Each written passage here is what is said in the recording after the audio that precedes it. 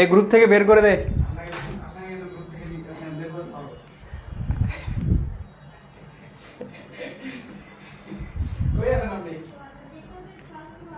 আচ্ছা, সবাই জয়েন হয়ে গেছে? হে, আসসালামু আলাইকুম। কি অবস্থা সবার, কেমন আছো? আশা করতেছি তোমরা সবাই ভালো আছো। যারা এই মুহূর্তে আমার সাথে লাইভে যুক্ত আছো, তোমাদের সবাইকে আজকের ক্লাসে স্বাগত জানাচ্ছি। সো ফার্স্ট অফ অল, সবাই কেমন আছো একটু কমেন্ট করে জানাও। প্রথম কমেন্ট হাবিবুল বাশার বলতেছে আজকে গান শোনাতে চাইছেন। আচ্ছা, গান শোনাইতে চাইছি, শোনাবো শেষের দিকে ইনশাআল্লাহ। ওকে, আলমগীর হুসাইন আলমগীর বলতেছে আসসালামু আলাইকুম ভাইয়া। ওয়ালাইকুম সালাম। ওকে, খন্দকার সোয়েব আহমেদ, সোয়েব কোথায় গেল, রহমান, আসসালামু আলাইকুম। ওয়ালাইকুম সালাম।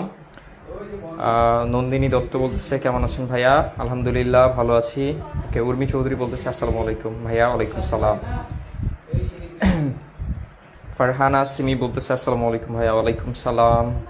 অরিন বলতেছে আসসালামু আলাইকুম ভাইয়া, কেমন আছেন? আলহামদুলিল্লাহ, ভালো আছি। কি বলছে এখানে? সোহান আহমেদ বলতেছে আসসালামু আলাইকুম ভাইয়া। ওয়ালাইকুম সালাম।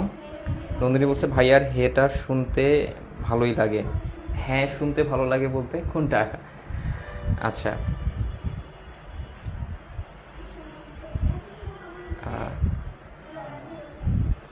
আচ্ছা, বাকিদের কি অবস্থা, সবার পড়াশোনা কেমন চলতেছে? আচ্ছা, উর্মি বলতেছে ঘূর্ণিঝড়ে ঘুরায় নিয়ে গেছে। কেন, তোমার বাড়ি কোথায়?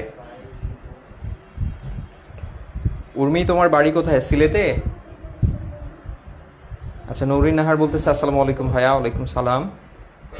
যারা উপকূলীয় অঞ্চলে ছিল আর কি, তাদের ক্ষেত্রে একটু সমস্যা হয়েছে ঘূর্ণিঝড়ের কারণে হয়তোবা। যাই হোক, তোমার হচ্ছে সবসময় একটা জিনিস মনে রাখবা যে লাইফে যতই বাধা বিপত্তি আসুক না কেন, আল্লাহ হচ্ছে উত্তম পরিকল্পনাকারী। হয়তোবা আল্লাহ এটার মধ্য দিয়ে হচ্ছে ধরো তোমাদের ধৈর্যের পরীক্ষা নিচ্ছে আর কি, এদিক থেকে আর কি। ঠিক আছে, তো নিরাশ হওয়া যাবে না। যা হয়েছে হয়েছে, বেঁচে আসি সেটাই হচ্ছে সবচেয়ে বড় সার্থকতা বা সফলতা আর কি, বুঝতে পারছো? বেঁচে থাকলে ইনশাল্লাহ সামনে ভালো কিছু হবে। ওকে, অরিন সুলতানা বলতেছে আলহামদুলিল্লাহ, ভালো চলছে, ভালোই। ওকে, ভেরি গুড। নুসরাত নূর বলতেছে আসসালামু আলাইকুম ভাইয়া। ওয়ালাইকুম সালাম। ওকে, রবিউল ইসলাম জিন্না বলতেছে আসসালামু আলাইকুম ভাইয়া। ওয়ালাইকুম সালাম। আচ্ছা,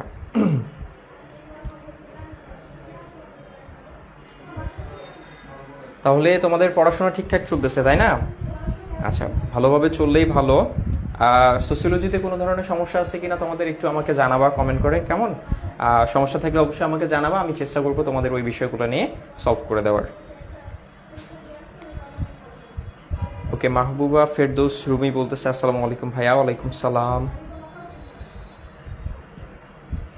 আচ্ছা, ওকে, তাহলে আমরা একটু ক্লাসের দিকে যাই, কেমন? আর তোমরা তোমাদের ফ্রেন্ডদেরকে হচ্ছে মেনশন করে দাও, সবাই তোমাদের ফ্রেন্ডদেরকে মেনশন করে দাও একটু।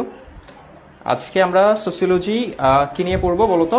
সেটা হচ্ছে থার্ড চ্যাপ্টার নিয়ে আলোচনা করবো, ঠিক আছে? দ্বিতীয় পত্রের যে হচ্ছে আমাদের তৃতীয় অধ্যায়, এই অধ্যায়টা নিয়ে আলোচনা করব। খুবই ইন্টারেস্টিং একটা টপিক আমার কাছে মনে হয়, যেটা এই যে আমাদের যে তৃতীয় যে অধ্যায়টা আছে, এই অধ্যায়টা আমার কাছে মনে হয় যে খুবই ইন্টারেস্টিং একটা চ্যাপ্টার আর কি, এই চ্যাপ্টারটা এবং চতুর্থ চ্যাপ্টারটা। যদিও তোমাদের কাছে খুব বেশি কঠিন মনে হয়, বাট আমার মনে হয় যে আজকের ক্লাসটা করার পর থেকে তোমাদের কাছে আর এই চ্যাপ্টারটা কঠিন মনে হবে না ইনশাল্লাহ, ঠিক আছে?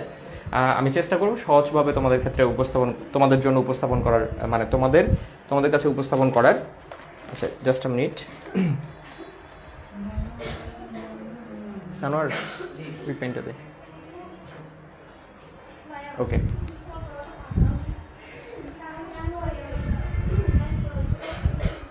আচ্ছা, বলছে ভাইয়া অন্য কোনো সাবজেক্ট নিয়ে প্রবলেম নাই, শুধু ইংলিশ আর আইসিটিতে প্রবলেম আর কি। ইংলিশ আর আইসিটিতে প্রবলেম, তাহলে হচ্ছে তুমি মনি ভাইকে আর হচ্ছে পাবেলকে বলবো আর কি, ঠিক আছে?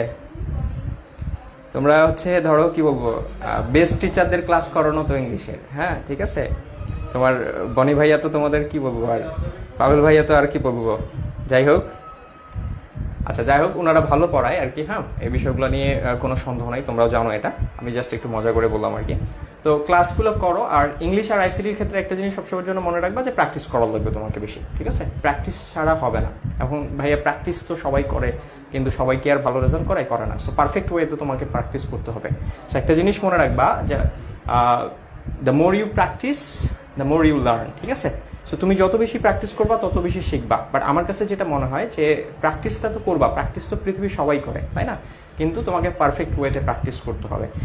সো পারফেক্ট ওয়েতে প্র্যাকটিস যদি না করো তাহলে কিন্তু হচ্ছে তোমার কি হবে না বলো তো, যে আমাদের হচ্ছে তুমি কিন্তু সামনের দিকে আগাইতে পারবে না, ঠিক আছে?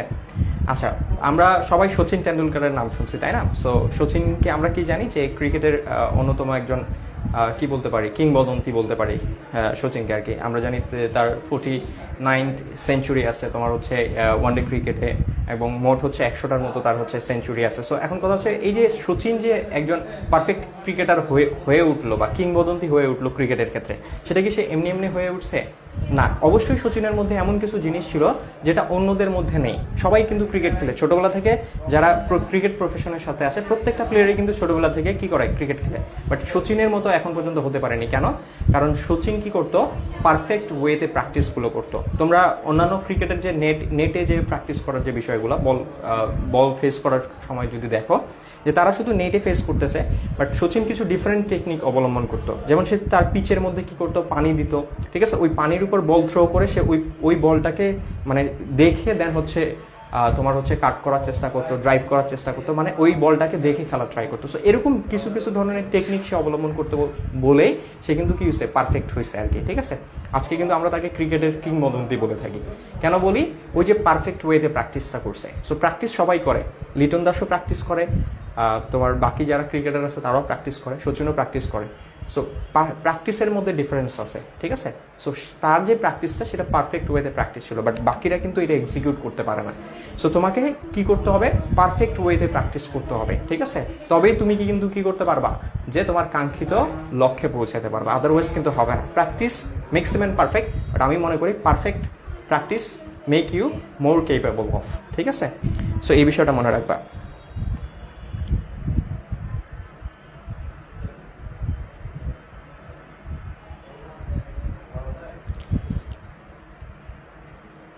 সচিন না ভাই, উই লাভ সাকিব আল হাসান। হ্যাঁ, সাকিবকে ভালোবাসতে পারো, সমস্যা নেই।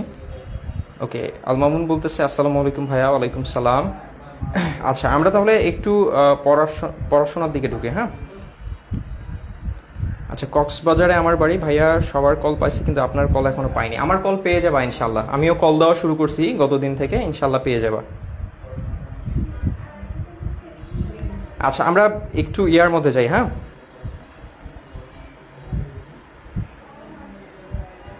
আচ্ছা ভাইয়া, সমাজবিজ্ঞান প্রথম পত্রের 2, 3, 7 এর পিডিএফ এবং ক্লাস খুঁজে পায় না কেন গ্রুপে? সবগুলো পিডিএফ তোমার হচ্ছে গ্রুপে পোস্ট করা আছে, তুমি একটু ভালোভাবে পিডিএফগুলো চেক করে নিবা, ঠিক আছে? সবগুলোই পোস্ট করা আছে। আচ্ছা ঠিক আছে, আমরা পড়াশোনার দিকে ঢুকি। হ্যাঁ, নাহলে কিন্তু তোমার হচ্ছে ওকে, নন্দিনী দত্ত বলছে ভাইয়া কারো কল পাইনি। পেয়ে যাবা, আমাদের টিচাররা সবাইকে কল দিচ্ছে, তোমরাও পেয়ে যাবা। ওকে, দেখো আমরা পড়ার দিকে ঢুকি। সো আজকে যেই চ্যাপ্টারটা নিয়ে আমরা আলোচনা করব সেটার নাম হচ্ছে প্রত্নতত্ত্বের ভিত্তিতে বাংলাদেশের সমাজ এবং সভ্যতা। এই চ্যাপ্টারটা নিয়ে আমরা আজকে কি করব ভাইয়া বলো তো, আলোচনা করব, ঠিক আছে? সেটা হচ্ছে প্রত্নতত্ত্বের ভিত্তিতে বাংলাদেশের সমাজ ও সভ্যতা। তাহলে এখন আমাদেরকে সবার প্রথমে জানতে হবে যে এই যে প্রত্নতত্ত্ব শব্দটার অর্থ বলতে কি বোঝাচ্ছে, ঠিক আছে? প্রত্নতত্ত্ব শব্দটার অর্থ বলতে কি বোঝাচ্ছে? তাহলে দেখো, মনে রাখবা প্রত্ন শব্দটার অর্থ হচ্ছে পুরনো। কি বললাম? প্রত্ন শব্দটার অর্থ হচ্ছে কি ভাইয়া আমাদের পুরনো বা প্রাচীন, ঠিক আছে? প্রত্ন শব্দটার অর্থ কি? পুরনো, পুরনো বা কি বলতে পারি, প্রাচীন বলতে পারি, ঠিক আছে? প্রত্নতত্ত্ব শব্দের অর্থ হচ্ছে পুরনো বা প্রাচীন। আর তত্ত্ব শব্দের অর্থ হচ্ছে অনুসন্ধান। তত্ত্ব শব্দের অর্থ কি? অনুসন্ধান, ঠিক আছে? বা খোঁজা, কোনো কিছু খোঁজা বা অনুসন্ধান করা। তাহলে দেখো, তাহলে আমি কি বললাম? প্রত্ন শব্দের অর্থ হচ্ছে পুরনো বা প্রাচীন, আর তত্ত্ব শব্দের অর্থ কি? অনুসন্ধান বা কোনো কিছুর খোঁজ করা। তার মানে পুরনো কোনো কিছুর খোঁজ করার যে বিদ্যা, সেটাকে বলা হচ্ছে প্রত্নতত্ত্ব। কি বলা হচ্ছে? প্রত্নতত্ত্ব বলা হচ্ছে। তাহলে প্রত্নতত্ত্ব কি? প্রত্ন শব্দের অর্থ হচ্ছে পুরনো বা প্রাচীন, আর তত্ত্ব শব্দের অর্থ হচ্ছে অনুসন্ধান। কি বলতো? তত্ত্ব শব্দের অর্থ হচ্ছে অনুসন্ধান, অর্থাৎ পুরনো কিছু অনুসন্ধান করাকে আমরা কি বলতেছি? যে আমরা বলতেছি প্রত্নতত্ত্ব। কি বলা হচ্ছে ভাইয়া বলতো? প্রত্নতত্ত্ব বলা হচ্ছে, ঠিক আছে? তাহলে প্রত্নতত্ত্ব কি? প্রত্নতত্ত্ব হচ্ছে প্রত্নতত্ত্ব কাকে বলা হচ্ছে? যে পুরনো কোনো কিছু অনুসন্ধান করাকে আমরা বলতেছি প্রত্নতত্ত্ব। কি বলা হচ্ছে? পুরনো কোনো কিছু অনুসন্ধান করাকে বলা হচ্ছে প্রত্নতত্ত্ব, ঠিক আছে?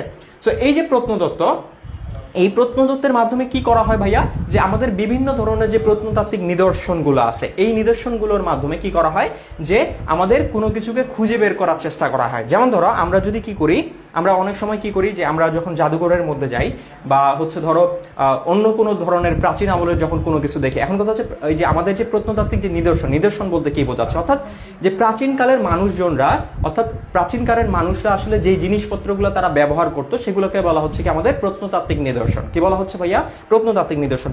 কেমন বিষয়টা, যেমন ধরো প্রাচীনকালে রাজা বাদশারা কোন প্লেটে তারা ভাত খাইতো, তারা হচ্ছে পানি খাওয়ার জন্য কি ধরনের গ্লাস ব্যবহার করতো, কি ধরনের জগ ব্যবহার করতো, ঠিক আছে, তারা কি ধরনের পোশাক পরিধান করতো, এই যে বিষয়গুলো এগুলো হচ্ছে প্রত্নতাত্ত্বিক নিদর্শন। অর্থাৎ প্রাচীনকালের মানুষরা যেই বিষয়গুলো কি করতো, যে তারা ব্যবহার করতো তাদের দৈনন্দিন জীবনে, এগুলোকে বলা হচ্ছে প্রত্নতাত্ত্বিক নিদর্শন। সো আমরা অনেক সময় কি করি, যে এই যে প্রত্নতাত্ত্বিক যে আমাদের নিদর্শনগুলো আছে এই নিদর্শনগুলোর মাধ্যমে আমরা কি করি, পুরনো যে পুরনো কোনো কিছু সম্পর্কে আমরা কি করি, যে হচ্ছে অনুসন্ধান করার চেষ্টা করি। অর্থাৎ প্রাচীনকালের রাজাদের বা হচ্ছে প্রাচীনকালের যে মানুষদের যে ব্যবহৃত যে যন্ত্রপাতিগুলো আছে এগুলোর মাধ্যমে আমরা কি করি, যে তাদের সমাজ জীবনটা কেমন ছিল, তাদের যে হচ্ছে জীবনযাপন, ঠিক আছে, কেমন ছিল, তারা কি ব্যবহার করতো, তাদের সংস্কৃতি কি ছিল, সো এই বিষয়গুলো সম্পর্কে আমরা কি করি ভাইয়া, অনুসন্ধান করার চেষ্টা করে থাকি। ঠিক আছে, তাহলে কি করি, অনুসন্ধান করার চেষ্টা করি। তাহলে প্রত্নতত্ত্ব বলতে কি বোঝাচ্ছে, প্রত্নতত্ত্বের উদ্দেশ্য হচ্ছে প্রাচীন কোনো কিছু সম্পর্কে খুঁজে বের করা, প্রাচীন কোনো কিছুর কি ইতিহাস খুঁজে বের করাই হচ্ছে প্রত্নতত্ত্বের একমাত্র উদ্দেশ্য। ঠিক আছে, তাহলে প্রত্নতত্ত্ব কি, প্রত্নতত্ত্ব, প্রত্ন শব্দের অর্থ হচ্ছে পুরনো বা প্রাচীন, আর তত্ত্ব শব্দের অর্থ হচ্ছে অনুসন্ধান। অর্থাৎ প্রাচীন কোনো কিছুর অনুসন্ধানকে আমরা কি বলতেছি, প্রত্নতত্ত্ব বলতেছি। কি বলতেছি বলতো, প্রত্নতত্ত্ব বলতেছি। ঠিক আছে, তাহলে প্রত্নতত্ত্ব কি নিয়ে আলোচনা করে, মনে রাখবা প্রত্নতত্ত্ব হচ্ছে আমাদের বিলুপ্ত সংস্কৃতি নিয়ে আলোচনা করে থাকে। বিলুপ্ত বলতে কি, অর্থাৎ যেটা আগে ছিল এখন নেই, ঠিক আছে, এমন কিছু নিয়ে কি করে থাকে, প্রত্নতত্ত্ব আলোচনা করে থাকে। যেটা কি আগে ছিল এখন নেই এমন কিছুকে নিয়ে আলোচনা করে থাকে আর কি। ঠিক আছে, প্রত্নতত্ত্ব কি করে থাকে, এগুলো নিয়ে আলোচনা করে থাকে। তাহলে প্রত্নতত্ত্বর মূল উদ্দেশ্য কি, যে পুরনো কোনো কিছুকে খুঁজে বের করা বা অনুসন্ধান করাই হচ্ছে কি আমাদের প্রত্নতত্ত্বের মূল উদ্দেশ্য। ঠিক আছে, আচ্ছা, তাহলে এখান থেকে কয়েকটা এমসিকিউ আসবে, আমি একটু বলে দিই তোমাদেরকে। আচ্ছা, এখানে আরেকটা জিনিস বলি, এই যে প্রত্নতত্ত্ব এটার ইংরেজি প্রতিশব্দ কি আমরা জানি ভাইয়া, সেটা হচ্ছে আর্কিওলজি। কি বলতো, ARCHAEOLOGY। দেখো আর্কিওলজি, ঠিক আছে। আচ্ছা, আমি নিচে এখান থেকে তোমরা নিচে ভালো বুঝতে পারবা। দেখো এই যে প্রত্নতত্ত্বের ইংরেজি প্রতিশব্দ কি ভাইয়া বলতো, এই যে আর্কিওলজি। ঠিক আছে, তাহলে আর্কিওলজি শব্দটা কোন শব্দ থেকে আসছে বলতো, এটা কিন্তু তোমাদের এমসিকিউতে আসবে। প্রত্নতত্ত্বের ইংরেজি প্রতিশব্দ কি, সেটা হচ্ছে আর্কিওলজি।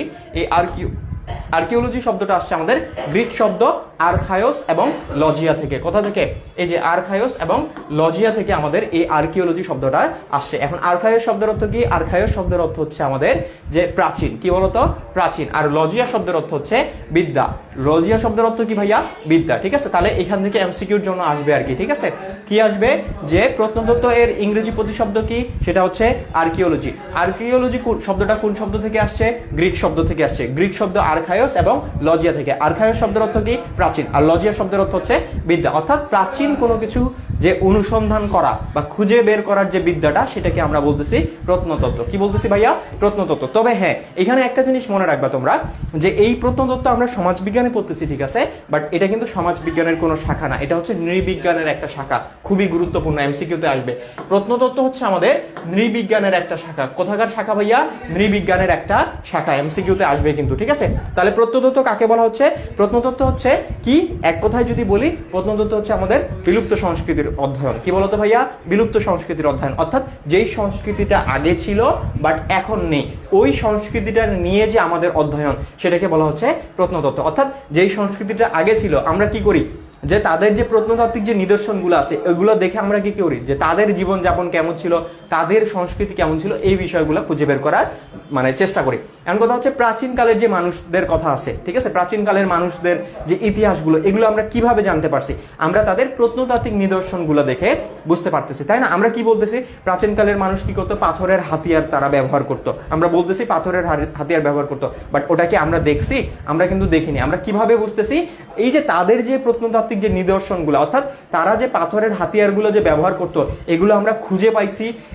এবং এই নিদর্শনগুলো দেখে কিন্তু আমরা বুঝতে পারছি যে তারা এই জিনিসগুলো আসলে ব্যবহার করতো। ঠিক আছে, তাহলে প্রত্নতাত্ত্বিক নিদর্শন দেখে আমরা যখন কোনো কিছুর ইতিহাস খুঁজে বের করার চেষ্টা করি তখন ওই বিদ্যাটাকে বলা হচ্ছে প্রত্নতাত্ত্বিক, ঠিক আছে, মানে প্রত্নতত্ত্ব বিদ্যা। কি বলা হচ্ছে? প্রত্নতত্ত্ব বিদ্যা বলা হচ্ছে, ঠিক আছে ভাইয়া।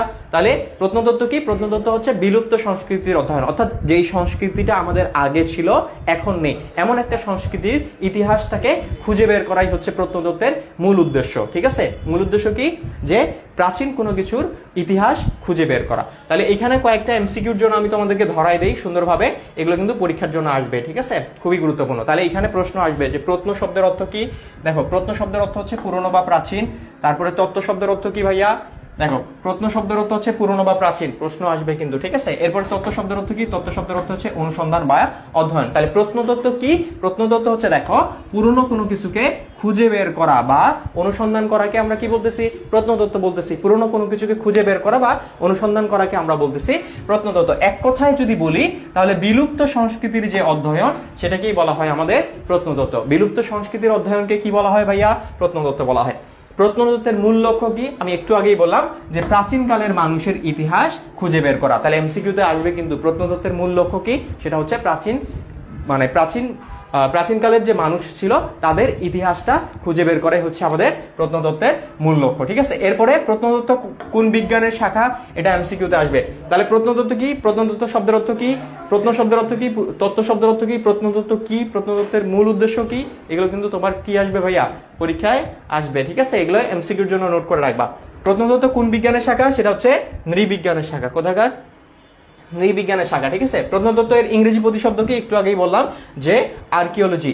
আর্কিওলজি, তাহলে এটা কিন্তু আসবে, ঠিক আছে। প্রত্নতত্ত্বের ইংরেজি প্রতিশব্দ কি?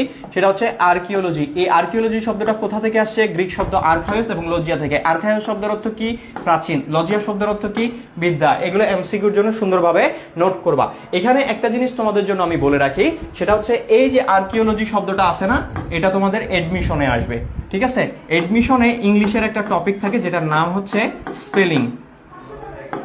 স্পেলিং নামে একটা টপিক তোমাদেরকে পড়তে হবে, ঠিক আছে, অর্থাৎ বানান, ঠিক আছে। শুদ্ধ বানান আমরা লিখি না বাংলার ক্ষেত্রে, সেরকম ইংলিশের ক্ষেত্রেও বানান আছে। সো স্পেলিং এ আসবে তোমাদের আর্কিওলজি শব্দটা আসে অনেক সময়, যে আর্কিওলজি শব্দের বানান কি হবে। তাহলে দেখো ARCHAEOLOGY, সুন্দরভাবে পড়ে রাখবা, ঠিক আছে। বিশ্ববিদ্যালয় ভর্তি পরীক্ষায় কিন্তু আসে এই বানানটা। তাহলে স্পেলিং এ আসবে কিন্তু আর্কিওলজি শব্দটা। তাহলে ARCHAEOLOGY, ঠিক আছে, আর্কিওলজি। তাহলে খুব সুন্দরভাবে নোট করে রাখবা কিন্তু। আচ্ছা, এরপরে প্রত্নতত্ত্ব সম্পর্কে ইবি টেইলর, এডওয়ার্ড বার্নেট টেইলর কি বলতেছেন উনি? তার ডিকশনারি অফ অ্যানথ্রোপোলজি গ্রন্থের মধ্যে বলেন। তাহলে এখানে আরেকটা এমসিকিউর জন্য গুরুত্বপূর্ণ, সেটা হচ্ছে ডিকশনারি অফ অ্যানথ্রোপোলজি। এই গ্রন্থটা কার লেখা? সেটা হচ্ছে ইবি টেইলরের। ভাইয়া কার বলতো? ইবি টেইলরের লেখা, ঠিক আছে। তাহলে তিনি এই গ্রন্থের মধ্যে প্রত্নতত্ত্ব সম্পর্কে বলেন। তিনি বলতেছেন যে প্রত্নতত্ত্ব হচ্ছে নৃবিজ্ঞানের এমন একটা শাখা বা মানে যা কি করে থাকে, এমন একটা সংস্কৃতির ইতিহাস রচনা করে যেটার অস্তিত্ব আর নেই। অর্থাৎ মানে ইবি টেইলর কি বলতেছেন? ইবি টেইলর বলতেছেন যে প্রত্নতত্ত্ব হচ্ছে আমাদের নৃবিজ্ঞানের এমন একটা শাখা যেটা এমন একটা সংস্কৃতির ইতিহাস নিয়ে আলোচনা করে যেটার মানে অস্তিত্ব আর নেই। অর্থাৎ যেটা বললাম যে বিলুপ্ত সংস্কৃতির অধ্যয়নটাকে তিনি বলতেছেন, অর্থাৎ যেই সংস্কৃতিটা আগে ছিল এখন নেই, এই সংস্কৃতিটাকে যখন আমরা কি করব, বিভিন্ন ধরনের প্রত্নতাত্ত্বিক নিদর্শনের মাধ্যমে ওই সংস্কৃতির ইতিহাস খুঁজে বের করার চেষ্টা করব, তখন ওই বিষয়টাকে বলা হবে প্রত্নতত্ত্ব। কি বলা হবে? প্রত্নতত্ত্ব বলা হবে। তাহলে আমি আশা করতেছি যে তোমরা প্রত্নতত্ত্ব কি এই বিষয়টা বুঝতে পারছো ভালোভাবে, ঠিক আছে। আচ্ছা, এরপরে আসো ভাইয়া, প্রত্নতত্ত্বের আমার বিভিন্ন ধরনের উৎস আছে, এই উৎসগুলো আমাদেরকে জানতে হবে, ঠিক আছে। আগে একটু 1 মিনিট কমেন্ট করে জানাও প্রত্নতত্ত্ব কি বুঝতে পারছো কিনা।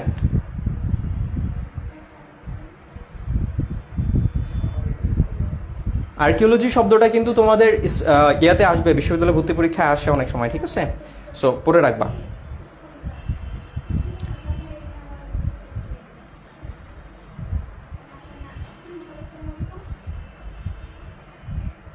প্রত্নতত্ত্ব ক্লিয়ার? জানাও। ওকে, ওয়াশকুরনি বলতেছে আলহামদুলিল্লাহ, রোজি বলতেছে clear, okay very good. Habibul Bashar বলতেছে সানস্লিক। আচ্ছা, তারপরে সোয়েব রহমান বলতেছে ক্লিয়ার, ওকে ভেরি গুড। ওকে, ওরিন বলতেছে ডাবের মতো ক্লিয়ার। আচ্ছা, ইয়াসিন আলী বলতেছে বুঝতে পারছি ভাইয়া, ওকে ভেরি গুড।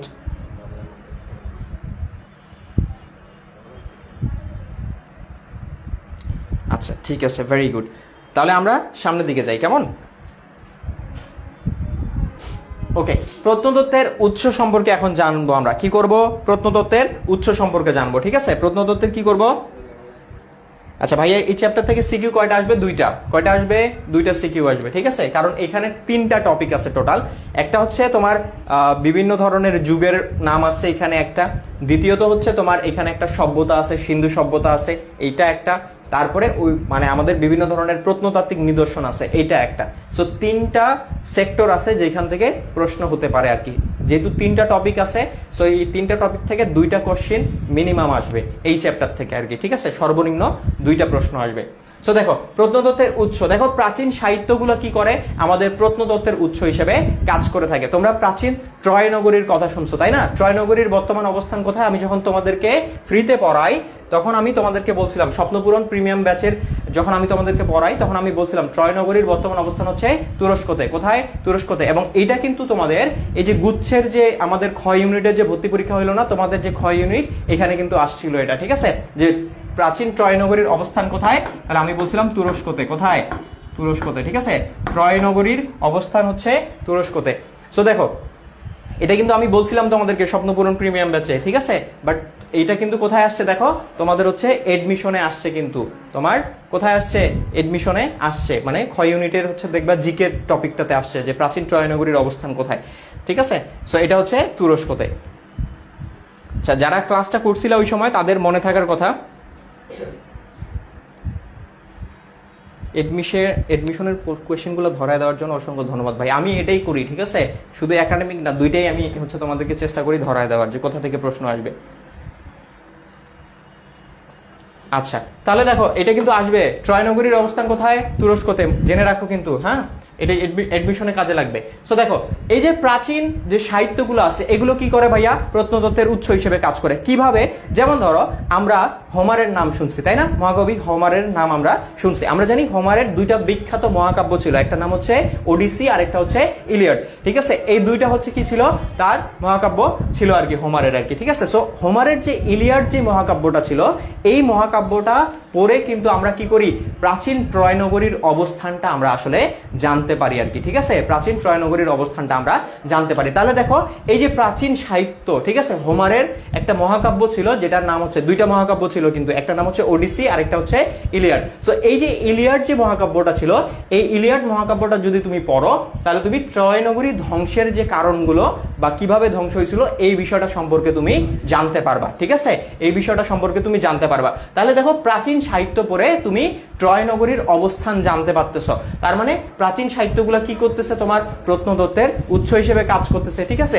এখানে আমি তোমাদেরকে একটা জিনিস বলে রাখি, তোমাদের এই যে মহাকবি, আমি কি বললাম? হোমারের কথা বললাম না? এই হোমার কিন্তু মানে কি অন্ধ ছিলেন আর কি, ঠিক আছে? দৃষ্টিশক্তিহীন ছিলেন, অর্থাৎ তিনি চোখে দেখতে পারতেন না। বাট তার চিন্তা শক্তি এতটাই প্রখর ছিল যে তিনি ওই চিন্তা শক্তির উপর বেস করে তিনি কি করছেন?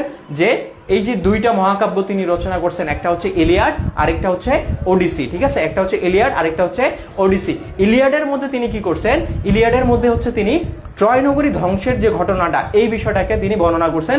আর ওডিসির মধ্যে ট্রয় নগরী ধ্বংসের পরে রাজা যখন কি করে তার রাজ্যে ফিরে আসে, ফিরে আসার সময় তিনি কি কি ধরনের সমস্যার সম্মুখীন হয়েছিলেন ওই বিষয়গুলোকে তিনি ওই গ্রন্থের মধ্যে তুলে ধরছেন। তো মানে দুর্ভাগ্যবশত আমার এখনো ইলিয়াড গ্রন্থটা পড়া হয়নি, বাট ওডিসিটা আমি পড়ছিলাম আর কি, ঠিক আছে? তো ইচ্ছা আছে যে ইলিয়াডের ঘটনাটাও আর কি পড়বো। তাহলে যাই হোক, তাহলে আমরা দেখলাম কি প্রাচীন যে সাহিত্যটা, এই প্রাচীন সাহিত্যটা কি করতেছে ভাইয়া? প্রত্নতত্ত্বের আমাদের উৎস হিসেবে কাজ করতেছে। কি করতেছে? উৎস হিসেবে কাজ করতেছে, ঠিক আছে? এরপরে মৌখিক ইতিহাস বা স্থানীয় জ্ঞানও কি করে থাকে? যে আমাদের যে কি করে থাকে? প্রত্নতত্ত্বের উৎস হিসেবে কাজ করে। কি করে থাকে ভাইয়া? প্রত্নতত্ত্বের কি উৎস হিসেবে কাজ করে থাকে, ঠিক আছে? আচ্ছা, তাহলে মৌখিক ইতিহাস বা স্থানীয় জ্ঞানও কি করে থাকে? প্রত্নতত্ত্বের ইতিহাস মানে প্রত্নতত্ত্বের মানে উৎস হিসেবে কি করে থাকে ভাইয়া? কাজ করে থাকে। কিভাবে? যেমন ধরো, আমরা যদি পাহাড়পুরের কথা বলি, ঠিক আছে? পাহাড়পুরের কথা বলি যদি আমরা, সো দেখো তারপরে হচ্ছে আমরা যদি মহাস্থানগড়ের কথা বলি, যে বগুড়ার যে মহাস্থানগড় আছে, এই মহাস্থানগড়ের কথা যদি বলি, এই মহাস্থানগড় সম্পর্কে আমরা আসলে কিভাবে জানতে পাই? ওখানকার স্থানীয় মানুষদের যে মানে কি ছিল, যে মৌখিক আলোচনা বা তাদের যে স্থানীয় জ্ঞান ছিল, এটার উপর ভিত্তি করে কিন্তু আমরা মহাস্থানগড়ের কি অনুসন্ধান পাই আর কি। ঠিক আছে, তার মানে মৌখিক ইতিহাস বা স্থানীয় জ্ঞানটা কি করে থাকে, যে আমাদের প্রত্নতত্ত্বের উৎস হিসেবে কাজ করে থাকে। ঠিক আছে, কি করে থাকে ভাইয়া? প্রত্নতত্ত্বের উৎস হিসেবে কাজ করে থাকে। ঠিক আছে, আচ্ছা এরপরে আমাদের তোমার হচ্ছে কি, যে বিভিন্ন ধরনের সরকারি উৎস, তারপরে হচ্ছে প্রত্নতাত্ত্বিক যে বিভিন্ন ধরনের যে যন্ত্রপাতি, তারপরে বিভিন্ন ধরনের যে সার্ভে বা জরিপ, এগুলো কি করে থাকে, আমাদের প্রত্নতত্ত্বের উৎস হিসেবে কাজ করে থাকে। আমরা দেখতে পাই যে সরকারের বিভিন্ন ধরনের জাদুঘর আছে, তাই না? সরকারি বিভিন্ন ধরনের জাদুঘর আছে, এই জাদুঘরগুলোর মধ্যে প্রত্নতাত্ত্বিক নিদর্শনগুলো সংগ্রহ করা হয়, এবং এই প্রত্নতাত্ত্বিক নিদর্শনগুলো পর্যবেক্ষণ করে, পরীক্ষা নিরীক্ষা করে আমরা কিন্তু প্রাচীন মানুষের ইতিহাস সম্পর্কে জানতে পারি। সো সরকারি উৎস, পূর্ব জরিপ, প্রত্নতাত্ত্বিক বিভিন্ন ধরনের যন্ত্রপাতি, এগুলো কি করে, প্রত্নতত্ত্বের উৎস হিসেবে কাজ করে থাকে। ঠিক আছে, অর্থাৎ প্রত্নতত্ত্বের উৎস হিসেবে, অর্থাৎ প্রাচীন মানুষের ইতিহাস খুঁজে বের করার উৎস হিসেবে কাজ করে থাকে আর কি। ঠিক আছে, তাহলে এগুলো পড়ে নিবা তোমরা, কেমন? যে প্রত্নতত্ত্বের উৎস কি, প্রাচীন সাহিত্য, মৌখিক ইতিহাস বা স্থানীয় জ্ঞান, পূর্ব জরিপ, সরকারি উৎস, বা হচ্ছে আমরা বলতে পারি কি, যে আমরা সরকারি উৎসের কথা বলতে পারি প্রত্নতাত্ত্বিক বিভিন্ন ধরনের যন্ত্রপাতি, এগুলো কি করে থাকে, প্রত্নতত্ত্বের উৎস হিসেবে কাজ করে থাকে। ঠিক আছে, তাহলে এগুলো সুন্দরভাবে পড়ে নিবা।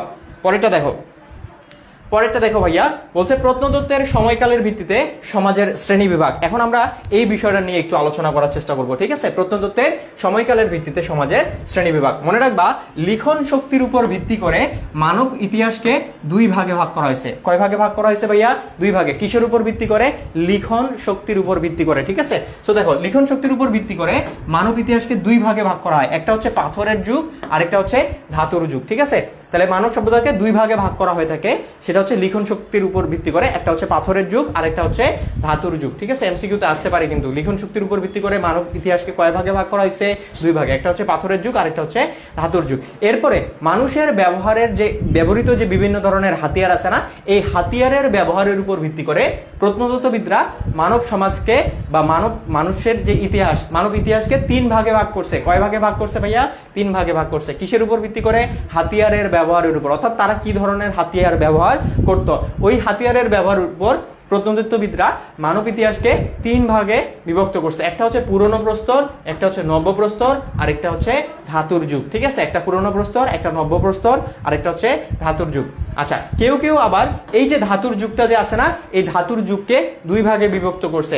একটাকে তারা বলছে ব্রোঞ্জ যুগ, আরেকটাকে তারা বলছে লৌহ যুগ। একটাকে বলছে ব্রোঞ্জ যুগ, আরেকটাকে বলছে লৌহ যুগ। ঠিক আছে, তাহলে হাতিয়ারের ব্যবহারের ভিত্তিতে প্রত্নতত্ত্ববিদরা মানব ইতিহাসকে কয় ভাগে বিভক্ত করছে? তিন ভাগে। একটা হচ্ছে পুরনো প্রস্তর, নব্য প্রস্তর, আরেকটা হচ্ছে ধাতুর যুগ। ঠিক আছে, তাহলে এটা মনে রাখবা খুব সুন্দর করে, এমসিকিউতে আসতে পারে। আর লিখন শক্তির উপর ভিত্তি করে দুই ভাগে বিভক্ত করছে। ঠিক আছে, একটা পাথরের, আর একটা হচ্ছে ধাতুর। এরপরে দেখো, পরেরটা দেখো, প্রথমে যেটা আসবো সেটা হচ্ছে প্রাচীন প্রস্তর যুগ। কোথায় আসবো ভাইয়া? প্রাচীন প্রস্তর যুগ সম্পর্কে। ঠিক আছে, সো প্রাচীন প্রস্তর যুগ সম্পর্কে আমরা কি করব? পড়বো এখন। সো এই যে প্রাচীন প্রস্তর যুগ, এই প্রাচীন প্রস্তর যুগ, দেখো আমি এখানে কয়েকটা জিনিস তোমাদেরকে এমসিকিউ গুলো সহ ধরাই দেই, তাহলে সুবিধা হবে। তাহলে মনে রাখবা, প্রাচীন প্রস্তর যুগের ইংরেজি প্রতিশব্দ বা ইংরেজি নাম হচ্ছে প্যালিওলিথিক এজ। কি বলতো? Palaeolithic age. ঠিক আছে, তাহলে প্রাচীন প্রস্তর যুগের ইংরেজি নাম কি? সেটা হচ্ছে যে আমাদের প্যালিওলিথিক এজ। এই প্যালিওলিথিক শব্দটা গ্রিক শব্দ থেকে আসছে। কোথা থেকে আসছে ভাইয়া? গ্রিক শব্দ থেকে। গ্রিক শব্দ প্যালিও এবং লিথোস, প্যালিও আর লিথোস থেকে আসছে। এখন প্যালিও শব্দের অর্থ কি? প্যালিও শব্দের অর্থ হচ্ছে প্রাচীন, আর লিথোস শব্দের অর্থ হচ্ছে পাথর। প্যালিও শব্দের অর্থ হচ্ছে প্রাচীন, আর লিথোস শব্দের অর্থ কি? পাথর। ঠিক আছে, এগুলো কিন্তু কোথায় আসবে? এমসিকিউতে আসবে। ঠিক আছে, তাহলে এই যে দেখো, আমাদের প্রাচীন প্রস্তর যুগের ইংরেজি প্রতিশব্দ কি? সেটা হচ্ছে প্যালিওলিথিক এজ। এটা কোথা থেকে আসছে প্যালিওলিথিক এজ শব্দটা? সেটা হচ্ছে গ্রিক শব্দ থেকে আসছে। প্যালিওলিথিক শব্দটা আসছে গ্রিক শব্দ থেকে বা গ্রিক ভাষা থেকে। ঠিক আছে, গ্রিক ভাষা কি থেকে? একটা হচ্ছে প্যালিও, আর একটা হচ্ছে লিথোস থেকে। প্যালিও শব্দের অর্থ হচ্ছে প্রাচীন, আর লিথোস শব্দের অর্থ হচ্ছে আমাদের পাথর। কি বলতো ভাইয়া? পাথর বলা হচ্ছে। ঠিক আছে, এখানে আরো একটা এমসিকিউর জন্য আমি যদি তোমাদেরকে বলি, যে আমরা প্রত্নতাত্ত্বিকবিদরা যেই যুগটাকে প্যালিওলিথিক এজ বা প্রাচীন প্রস্তর যুগ বলতেছেন, ভূতাত্ত্বিকরা সেই যুগটাকে বলতেছেন প্লাইস্টোসিন যুগ। কি বলতেছেন? প্লাইস্টোসিন যুগ বলতেছেন। ঠিক আছে, তাহলে এটা কিন্তু এমসিকিউতে আসে অনেক সময়, যে প্রাচীন প্রস্তর যুগকে ভূতাত্ত্বিকরা অর্থাৎ ভূবিজ্ঞানীরা কোন যুগ বলে আখ্যায়িত করেছেন? সেটা হচ্ছে প্লাইস্টোসিন যুগ বলে আখ্যায়িত করেছেন। ঠিক আছে, তাহলে এটা কিন্তু এমসিকিউতে মনে রাখবা। এখন দেখো এই যে প্রাচীন প্রস্তর যুগ আছে ভাইয়া, এই প্রাচীন প্রস্তর যুগের মানে সময়কাল কত ছিল? প্রায় 2 লক্ষ বছরের মতো। কতটুকু ভাইয়া? প্রায় 2 লক্ষ বছরের মতো, অর্থাৎ 25 লক্ষ বছর পূর্ব থেকে 10,000 বছর আগ পর্যন্ত। ঠিক আছে, এটা হচ্ছে এই যে আমাদের যে ছিল কি যে প্রাচীন প্রস্তর যুগ, এই প্রাচীন প্রস্তর যুগের সময়কাল। তাহলে প্রাচীন প্রস্তর যুগের সময়কাল ছিল প্রায় 2 লক্ষ বছরের মতো, অর্থাৎ 25 লক্ষ বছর পূর্ব থেকে শুরু, এবং 10,000 বছর আগে কি হয়েছে? যে এই প্রাচীন প্রস্তর যুগের কি হয়েছে বলতো? যে সমাপ্তি ঘটছে আর কি। ঠিক আছে, তাহলে এগুলো কিন্তু আসবে সময়, এই যে তোমার মেয়াদকাল কতটুকু ছিল এগুলো কিন্তু আসে এমসিকিউতে। ঠিক আছে, এগুলো সুন্দরভাবে পড়ে নিবা। এখানে একটা জিনিস আমি বলে রাখি তোমাদেরকে, এই যে প্রাচীন প্রস্তর যুগ, এই প্রাচীন প্রস্তর যুগের প্রধান অধিবাসী ছিলেন নিয়ান্ডারথাল মানুষ, আরেকটা হচ্ছে যে ক্রো-ম্যাগনন মানব আর কি। ঠিক আছে, এই 2 প্রজাতির মানুষ, ঠিক আছে, এই যুগের প্রধান অধিবাসী ছিলেন। একটা হচ্ছে নিয়ান্ডারথাল, আরেকটা হচ্ছে ক্রো-ম্যাগনন। ঠিক আছে, ক্রো-ম্যাগনন মানুষ বা নিয়ান্ডারথাল মানুষ, এরা হচ্ছে কি এই যে প্রাচীন প্রস্তর যুগ, এই প্রাচীন প্রস্তর যুগের প্রধান অধিবাসী ছিলেন। এই যে নিয়ান্ডারথাল মানুষ, এরা হচ্ছে মধ্য প্রাচীন প্রস্তর যুগের অধিবাসী ছিলেন। অর্থাৎ প্রাচীন প্রস্তর যুগকে 3 ভাগে ভাগ করা হয়, একটা হচ্ছে নিম্ন, মধ্য, আরেকটা হচ্ছে উচ্চ প্রাচীন প্রস্তর যুগ। 3 ভাগে ভাগ করা হয়, আমরা সামনের দিকে পড়বো ওটা। মনে রাখবা প্রাচীন প্রস্তর যুগকে কয় ভাগে ভাগ করা হয় ভাইয়া? 3 ভাগে ভাগ করা হয়, একটা হচ্ছে নিম্ন, একটা মধ্য, আরেকটা হচ্ছে কি উচ্চ প্রাচীন প্রস্তর যুগ। সো এই যে নিয়ান্ডারথাল মানুষ, এরা হচ্ছে মধ্য প্রাচীন প্রস্তর যুগের অধিবাসী ছিলেন। পরীক্ষায় আসবে কিন্তু মধ্য প্রাচীন প্রস্তর যুগের অধিবাসী কারা ছিলেন? সেটা হচ্ছে নিয়ান্ডারথাল মানুষ। আর ক্রো-ম্যাগনন মানুষ হচ্ছে উচ্চ প্রাচীন প্রস্তর যুগের কি ছিলেন? অধিবাসী ছিলেন। ঠিক আছে, উচ্চ প্রাচীন প্রস্তর যুগের অধিবাসী কারা ছিলেন? সেটা হচ্ছে ক্রো-ম্যাগনন মানুষ। এবং আমি তোমাদের এখানে বলে রাখি যে আমরা কি জানি, পাথরের সাথে পাথর ঘেঁষে আগুনের আবিষ্কার করেন হচ্ছে এই ক্রো-ম্যাগনন মানুষরা। ঠিক আছে, এই ক্রো-ম্যাগনন মানুষরা কি করেন? পাথরের সাথে পাথর ঘষে আগুনের আবিষ্কার করেছিলেন আর কি। ঠিক আছে, এটা মনে রাখবা কিন্তু পরীক্ষায় আসে। আচ্ছা, তাহলে প্রাচীন প্রস্তর যুগ সম্পর্কে বলতেছিলাম, আরেকবার রিভিউ করে দিই। সো দেখো প্রাচীন প্রস্তর যুগ কি বললাম? প্রাচীন প্রস্তর যুগের ইংরেজি প্রতিশব্দ হচ্ছে palaeolithic age. So palaeolithic age শব্দটা আসছে, প্যালিওলিথিক শব্দটা আসছে কোথা থেকে? গ্রিক শব্দ থেকে বা গ্রিক ভাষা থেকে। গ্রিক শব্দ প্যালিও আর লিথোস থেকে। প্যালিও শব্দের অর্থ হচ্ছে প্রাচীন, লিথোস শব্দের অর্থ হচ্ছে পাথর। ঠিক আছে, তাহলে আমি বললাম কি প্রাচীন মানে আমাদের প্রত্নতাত্ত্বিকবিদরা যেই যুগটাকে প্রাচীন প্রস্তর যুগ বলছেন, ভূবিজ্ঞানীরা বা ভূতাত্ত্বিকরা ওই যুগটাকে বলছেন প্লাইস্টোসিন যুগ। কি বলতেছেন? প্লাইস্টোসিন যুগ। এই প্রাচীন প্রস্তর যুগের মেয়াদকাল কতদিন ছিল? প্রায় 2 লক্ষ বছরের মতো, অর্থাৎ 25 লক্ষ বছর পূর্বে শুরু এবং 10,000 বছর আগে কি হয়েছে? এই প্রাচীন প্রস্তর যুগের সমাপ্তি ঘটছে আর কি। ঠিক আছে, আচ্ছা, এরপরে এই প্রাচীন প্রস্তর যুগের প্রধান অধিবাসী কারা ছিলেন? দুইটা প্রজাতির মানুষ ছিলেন, একটা হচ্ছে নিয়ান্ডারথাল মানুষ, আরেকটা হচ্ছে ক্রো-ম্যাগনন মানুষ। ঠিক আছে, নিয়ান্ডারথাল মানুষরা কোন, আমরা জানি প্রাচীন প্রস্তর যুগকে কয় ভাগে ভাগ করা হয়? 3 ভাগে। একটা হচ্ছে নিম্ন প্রাচীন প্রস্তর যুগ, মধ্য প্রাচীন প্রস্তর যুগ, আরেকটা হচ্ছে উচ্চ প্রাচীন প্রস্তর যুগ। এখন কথা হচ্ছে নিয়ান্ডারথাল মানুষরা কোন যুগের অধিবাসী ছিলেন? মধ্য প্রাচীন প্রস্তর যুগের। কোন যুগের ভাইয়া? মধ্য প্রাচীন প্রস্তর যুগের। আর ক্রো-ম্যাগনন মানুষরা হচ্ছে উচ্চ প্রাচীন প্রস্তর যুগের অধিবাসী ছিলেন। কোন যুগের? উচ্চ প্রাচীন প্রস্তর যুগের। এরপর আমি বললাম পাথরের সাথে পাথর ঘেঁষে প্রথম আগুনের আবিষ্কার করে কোন যুগের মানুষরা? সেটা হচ্ছে দেখো উচ্চ প্রাচীন প্রস্তর যুগের মানুষ। অর্থাৎ ক্রো-ম্যাগনন মানুষরা কি করে? পাথরের সাথে পাথর ঘষে কি করে? আগুনের আবিষ্কার করেছিল আর কি। ঠিক আছে, তাহলে এখানে আসে আগুনের আবিষ্কার করে কোন মানুষরা? সেটা হচ্ছে ক্রো-ম্যাগননরা। ঠিক আছে, এগুলা এমসিকিউর জন্য পড়ে নিবা। পরেরটা দেখো, এরপরে আমরা কি করব? আচ্ছা, এইখানে তোমাদেরকে আমি একটু আগেই বললাম, এই জিনিসটা তোমাদেরকে বলে দিচ্ছি আমি অলরেডি। আচ্ছা, আমাদের টেস্ট পরীক্ষায় আসছিল ভাইয়া, ফাইনালেও গুরুত্বপূর্ণ। ঠিক আছে, পরেরটা দেখো। পরেরটা হচ্ছে এই যে আমি একটু আগে তোমাদেরকে বললাম যে প্রাচীন প্রস্তর যুগকে কয় ভাগে ভাগ করা হয়? 3 ভাগে। এখন কিসের উপর ভিত্তি করে ভাগ করা হয় ভাইয়া? সেটা হচ্ছে হাতিয়ারের ব্যবহারের উপর ভিত্তি করে। কিসের উপর? হাতিয়ারের ব্যবহারের উপর ভিত্তি করে আমরা জানি প্রাচীন প্রস্তর যুগকে 3 ভাগে ভাগ করা হয়। একটা হচ্ছে নিম্ন প্রাচীন প্রস্তর যুগ, একটা মধ্য প্রাচীন প্রস্তর যুগ, আর একটা হচ্ছে উচ্চ প্রাচীন প্রস্তর যুগ। এবং আমি এখানে বলে দিলাম যে মধ্য প্রাচীন প্রস্তর যুগের অধিবাসী কারা ছিল? সেটা হচ্ছে আমাদের মানে কারা ছিল বলতো? সেটা হচ্ছে নিয়ান্ডারথাল মানুষরা। ঠিক আছে, কারা ছিল ভাইয়া? নিয়ান্ডারথাল মানুষরা। আর উচ্চ প্রাচীন প্রস্তর যুগের অধিবাসী কারা ছিল? ক্রোম্যাগনন মানুষরা। এখানে আমি আরেকটা জিনিস তোমাদের এখানে আমি হচ্ছে কি করব, অ্যাড করব, সেটা হচ্ছে মধ্য প্রাচীন প্রস্তর যুগের, এটাও এমসিকিউতে আসে অনেক সময়, যে মধ্য প্রাচীন প্রস্তর যুগের সংস্কৃতিকে বলা হয় মুন্তেরীয় সংস্কৃতি। কি বলা হয়? মুন্তেরীয় সংস্কৃতি বলা হয়ে থাকে, ঠিক আছে? তাহলে অনেক সময় এমসিকিউতে আসে যে মধ্য প্রাচীন প্রস্তর যুগের সংস্কৃতি কি নামে পরিচিত? মুন্তেরীয় নামে পরিচিত। আর এবং এই মধ্য প্রাচীন প্রস্তর যুগের প্রধান অধিবাসী কারা ছিলেন? নিয়ান্ডারথাল মানুষ, ঠিক আছে? এবং এই যুগে মানুষ কি হয় জানো? যে মৃৎশিল্প এবং চিত্রশিল্পে হচ্ছে পটু হয়ে যায়। অনেক সময় তোমাদের এখানে অনেক সময় প্রশ্ন আসবে যে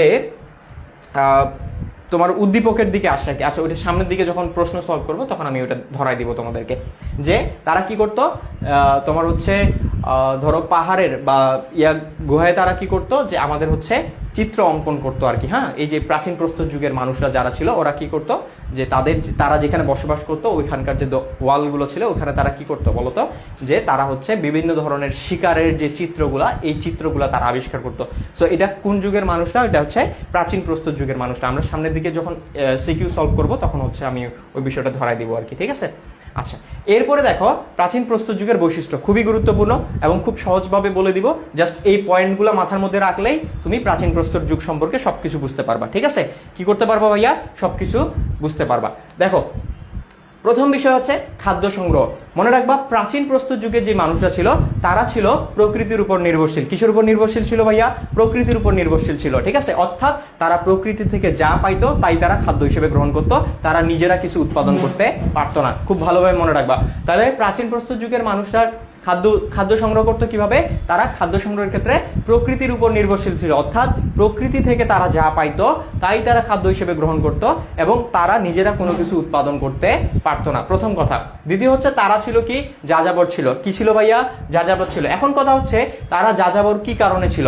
দেখো, তারা কিসের উপর নির্ভরশীল ছিল? প্রকৃতির উপর নির্ভরশীল ছিল, অর্থাৎ প্রকৃতি থেকে তারা যে ফলমূল পাইতো, যে পশু শিকার করতো, ঠিক আছে? পশু শিকার করে ফলমূল সংগ্রহ করে তারা কি করতো? জীবনযাপন করতো। এখন কথা হচ্ছে এক স্থানের মধ্যে থেকে আমি যখন মানে প্রতিদিন কি করব, যে বন থেকে কি করব, ধরো তোমার ফল সংগ্রহ করে নিয়ে আসবো, পশু শিকার করব, তখন ওই পশুর সংখ্যা কি আস্তে আস্তে কমে যাবে না? প্রতিদিন যদি আমি পশু শিকার করে নিয়ে এসে পশুর মাংস খাই বা হচ্ছে ধরো ফল সংগ্রহ করে নিয়ে আসি, তাহলে ওইটা একসময় শেষ হয়ে যাবে। তাহলে ওইটা শেষ হয়ে যাওয়ার পরে আমাকে তো সার্ভাইভ করতে হবে, বেঁচে থাকতে হবে, বেঁচে থাকার জন্য আমাকে খাইতে হবে।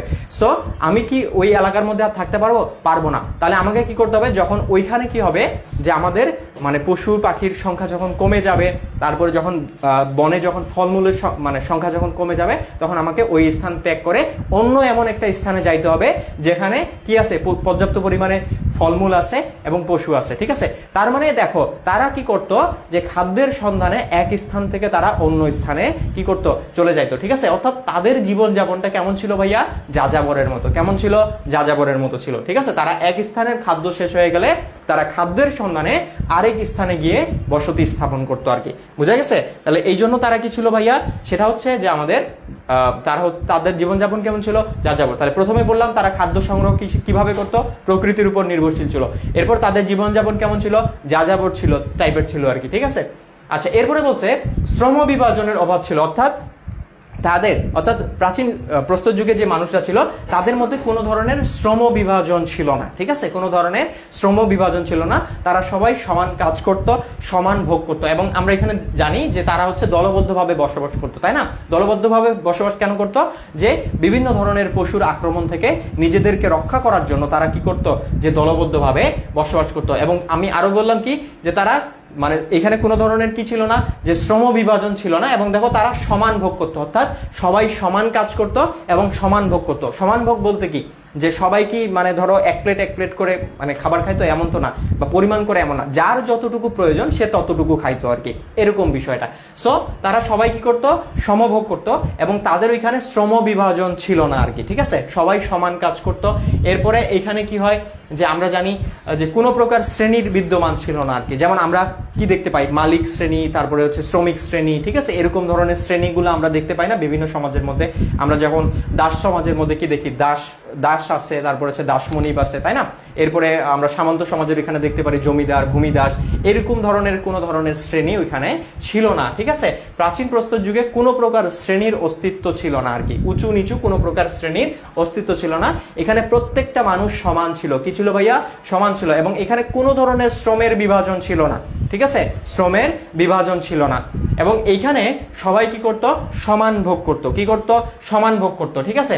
তাহলে এখানে সবাই কি করত, সমান ভোগ করত। এবং এই যে প্রাচীন প্রস্তর যুগ, এখানে জনসংখ্যার অপ্রতুলতা দেখা দিয়েছিল আর কি। কেন দেখা দিত অপ্রতুলতা? কারণ তারা সরাসরি কি করত, যে আমাদের পশু পাখি তারা শিকার করত, শিকার করে তাদের কাঁচা মাংস তারা খেয়ে ফেলতো। আমরা জানি পশু পাখির কাঁচা মাংসের মধ্যে বিভিন্ন ধরনের জীবাণু থাকে, তো ওই জীবাণুগুলোর আক্রমণ মানে তাদেরকে করত, ফলে কি হইতো, ফলে তারা নানান ধরনের কি হইতো, রোগের মানে কি হইতো বলতো, যে আক্রান্ত হইতো। এবং আমরা জানি ওই সময় কি, যে আমাদের উন্নত কোনো ধরনের চিকিৎসা ব্যবস্থা ছিল না, তো যে কারণে কি হইতো, তারা বিভিন্ন ধরনের ছোটখাটো ধরো জ্বর বা হচ্ছে ধরো ডায়রিয়া, কলেরা, এই টাইপের যে রোগগুলা, এই রোগগুলোর কারণে কি হইতো, তারা মারা যাইতো আর কি। সো জনসংখ্যার একটা অপ্রতুলতা ওই সময় ছিল আর কি, ঠিক আছে। অর্থাৎ জনসংখ্যা মানে খুব কম থাকতো আর কি, ঠিক আছে, মানে মানুষ খুব দ্রুত রোগে আক্রান্ত হইতো এবং তারা মারা যাইতো আর কি বিভিন্ন ধরনের রোগে। এই জন্য জনসংখ্যার অপ্রতুলতা তা এখানে দেখা দেয়। এরপরে এই যুগের মানুষরা জাদুবিদ্যা জানতো। কি জানতো ভাইয়া? জাদুবিদ্যা জানতো। এবং এই যুগের মানুষদের মানে অতি প্রাকৃতিক জ্ঞান ছিল আর কি, অর্থাৎ জাদুবিদ্যার কিছু জ্ঞান তাদের মধ্যে বিদ্যমান ছিল আর কি। এবং এখানে আরেকটা জিনিস কি বলছি, প্রাচীন প্রস্তর যুগের সবচেয়ে গুরুত্বপূর্ণ অবদান হচ্ছে এরা মানে আগুনের আবিষ্কার করে। কিসের আবিষ্কার করে ভাইয়া? আগুনের আবিষ্কার করে, ঠিক আছে। তাহলে এই যে বললাম ক্রোম্যাগনন মানুষরা কি করে, এই আগুনের আবিষ্কার করেছিল। তাহলে এই হচ্ছে টোটাল কি প্রাচীন প্রস্তর যুগ। তাহলে আমাকে বলো তো, প্রাচীন প্রস্তর যুগটা তুমি বুঝতে পারছো কিনা? এখন এই কয়েকটা বৈশিষ্ট্য যদি মাথায় রাখো, তাহলে তোমাকে আর কিচ্ছু বলতে হবে না। প্রাচীন প্রস্তর যুগ সম্পর্কে যাই আসুক না কেন, আমি এই কয়েকটা পয়েন্ট যেগুলো বললাম, এগুলো তোমরা সুন্দরভাবে কি করবা, খাতায় লিখে দিবা। যেভাবে বর্ণনা করলাম সেভাবে তোমরা খাতায় বর্ণনা করে দিবা, তোমাকে ফুল মার্কস দিতে বাধ্য থাকবে, ঠিক আছে। দেখো, এই কয়েকটার বাইরে প্রাচীন প্রস্তর যুগের কোনো বৈশিষ্ট্য আর নেই। সো এই কয়েকটা বৈশিষ্ট্য সুন্দরভাবে মনে রাখবা, এবং উদ্দীপকে যদি এই কয়েকটা বৈশিষ্ট্যের মধ্যে দেখতে পাও, তাহলে বুঝবা এটা হচ্ছে প্রাচীন প্রস্তর যুগের কথা বলছে। কার কথা বলছে? প্রাচীন প্রস্তর যুগের কথা বলছে, ঠিক আছে। আচ্ছা, একটু জানো তো ভাইয়া, বুঝছো কিনা?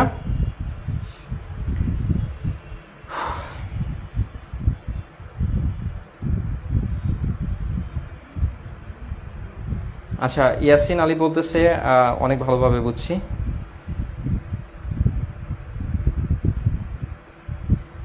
একটু জানাও তো, দ্রুত আমাকে জানাও বুঝতে পারছো কিনা। নওরিন নাহার বলতেছে ক্লিয়ার, ওকে। উর্মি বলতেছে জি ভাইয়া ক্লিয়ার। আচ্ছা, সোহেল রানা বলছে ধোয়া তুলসী পাতার মতো ক্লিয়ার। আচ্ছা, ওরিন বলতেছে মুখস্থ হয়ে গেছে বৈশিষ্ট্যগুলো, ভেরি গুড।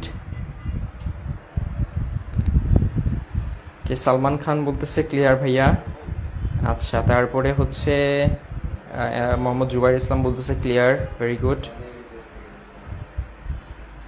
ভাইয়া। ওই সময় কি পরিবার ছিল? পরিবার হ্যাঁ ছিল, শুরুর দিকে পরিবার ছিল না, পরবর্তীতে ছিল আর কি। ওকে ওকে, তোমার হচ্ছে নুসরাত নূর বলতেছে অনেক ভালোভাবে বুঝছি ভাই, ওকে ভেরি গুড। তাহলে আমরা সামনের দিকে আগাই, কেমন? মামুন বলতেছে ক্লিয়ার। আচ্ছা, তাহলে আমরা সামনের দিকে আগাবো। তাহলে এখন কোথায় আসবো? নব্যপ্রস্তর যুগ। খুবই গুরুত্বপূর্ণ যুগগুলোর মধ্যে তিনটা যুগ খুব ভালোভাবে পড়বা, একটা প্রাচীন প্রস্তর যুগ, নব্যপ্রস্তর যুগ, আর হচ্ছে লৌহ যুগ। এই তিনটা যুগ ভালোভাবে পড়বা, এই তিনটা থেকে সিকিউ আসবে, ঠিক আছে। তাহলে কয়টা যুগ পড়তে বলছি? তিনটা। নব্যপ্রস্তর যুগ, তারপরে কি যে আমাদের হচ্ছে প্রাচীন প্রস্তর যুগ, আরেকটা লৌহ যুগ। ভালোভাবে পড়বা, এখান থেকে প্রশ্ন আসবে। সো এখন আমরা কোথায় আসবো? নব্যপ্রস্তর যুগে আসবো। কি আসবো ভাইয়া? নব্যপ্রস্তর যুগে আসবো। সো নব্যপ্রস্তর যুগকে আমরা মানে প্রত্নতাত্ত্বিকবিদরা যেই যুগটাকে নব্যপ্রস্তর যুগ বলছে, ভূতাত্ত্বিকরা সেই যুগটাকে হ্যালোসিন যুগ বলে আখ্যায়িত করছে। কি করছে ভাইয়া? হ্যালোসিন যুগ বলে আখ্যায়িত করছে। এমসিকিউতে আসবে যে মানে প্রত্নতত্ত্ববিদরা আমাদের যেই যুগটাকে কি বলছে? নব্যপ্রস্তর যুগ বলছে, ভূতাত্ত্বিকবিদরা সেই যুগটাকে কি কোন যুগ বলে আখ্যায়িত করছে? হ্যালোসিন যুগ বলে। কি বলে? হ্যালোসিন। এখন এই হ্যালোসিন যুগের মেয়াদকাল কত ছিল? এই যে দেখো, আমি এখানে সুন্দরভাবে দিয়ে দিছি, মনে রাখবা খ্রিস্টপূর্ব 11,650 বছর আগে শুরু হয়ে বর্তমান সময় পর্যন্ত হচ্ছে এই হ্যালোসিন যুগের সময়সীমা, ঠিক আছে। তাহলে এই সময়সীমাটা কিন্তু মনে রাখবা, হ্যালোসিন যুগের সময়সীমাটা। এবং এই যে নব্যপ্রস্তর যুগ, এই নব্যপ্রস্তর যুগের সূচনা হয় কবে ভাইয়া? সেটা হচ্ছে খ্রিস্টপূর্ব 7000 অব্দে। এটা কিন্তু তোমাদের বিগত সালের প্রশ্নে আসছিল, এটা যে নব্যপ্রস্তর যুগের সূচনা ঘটে কবে? সেটা হচ্ছে খ্রিস্টপূর্ব 7000 অব্দে। কবে ভাইয়া? খ্রিস্টপূর্ব 7000 অব্দে, ঠিক আছে। আচ্ছা, হ্যালোসিন না হ্যালোসিন, হ্যালোসিন। ওকে, সো দেখো এরপরে কি বললাম, খ্রিস্টপূর্ব 7000 অব্দে কি হয় আমাদের এই নবপ্রস্তর যুগের সূচনা হয়। এটা কিন্তু এমসিকিউতে আসছিল, ঠিক আছে, বিগত সালের এমসিকিউতে আসছিল।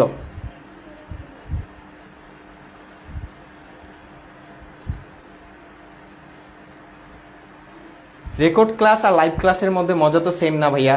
রেকর্ড ক্লাস, রেকর্ড তো রেকর্ডই, ঠিক আছে, লাইভ ক্লাস তো লাইভ ক্লাসই। সো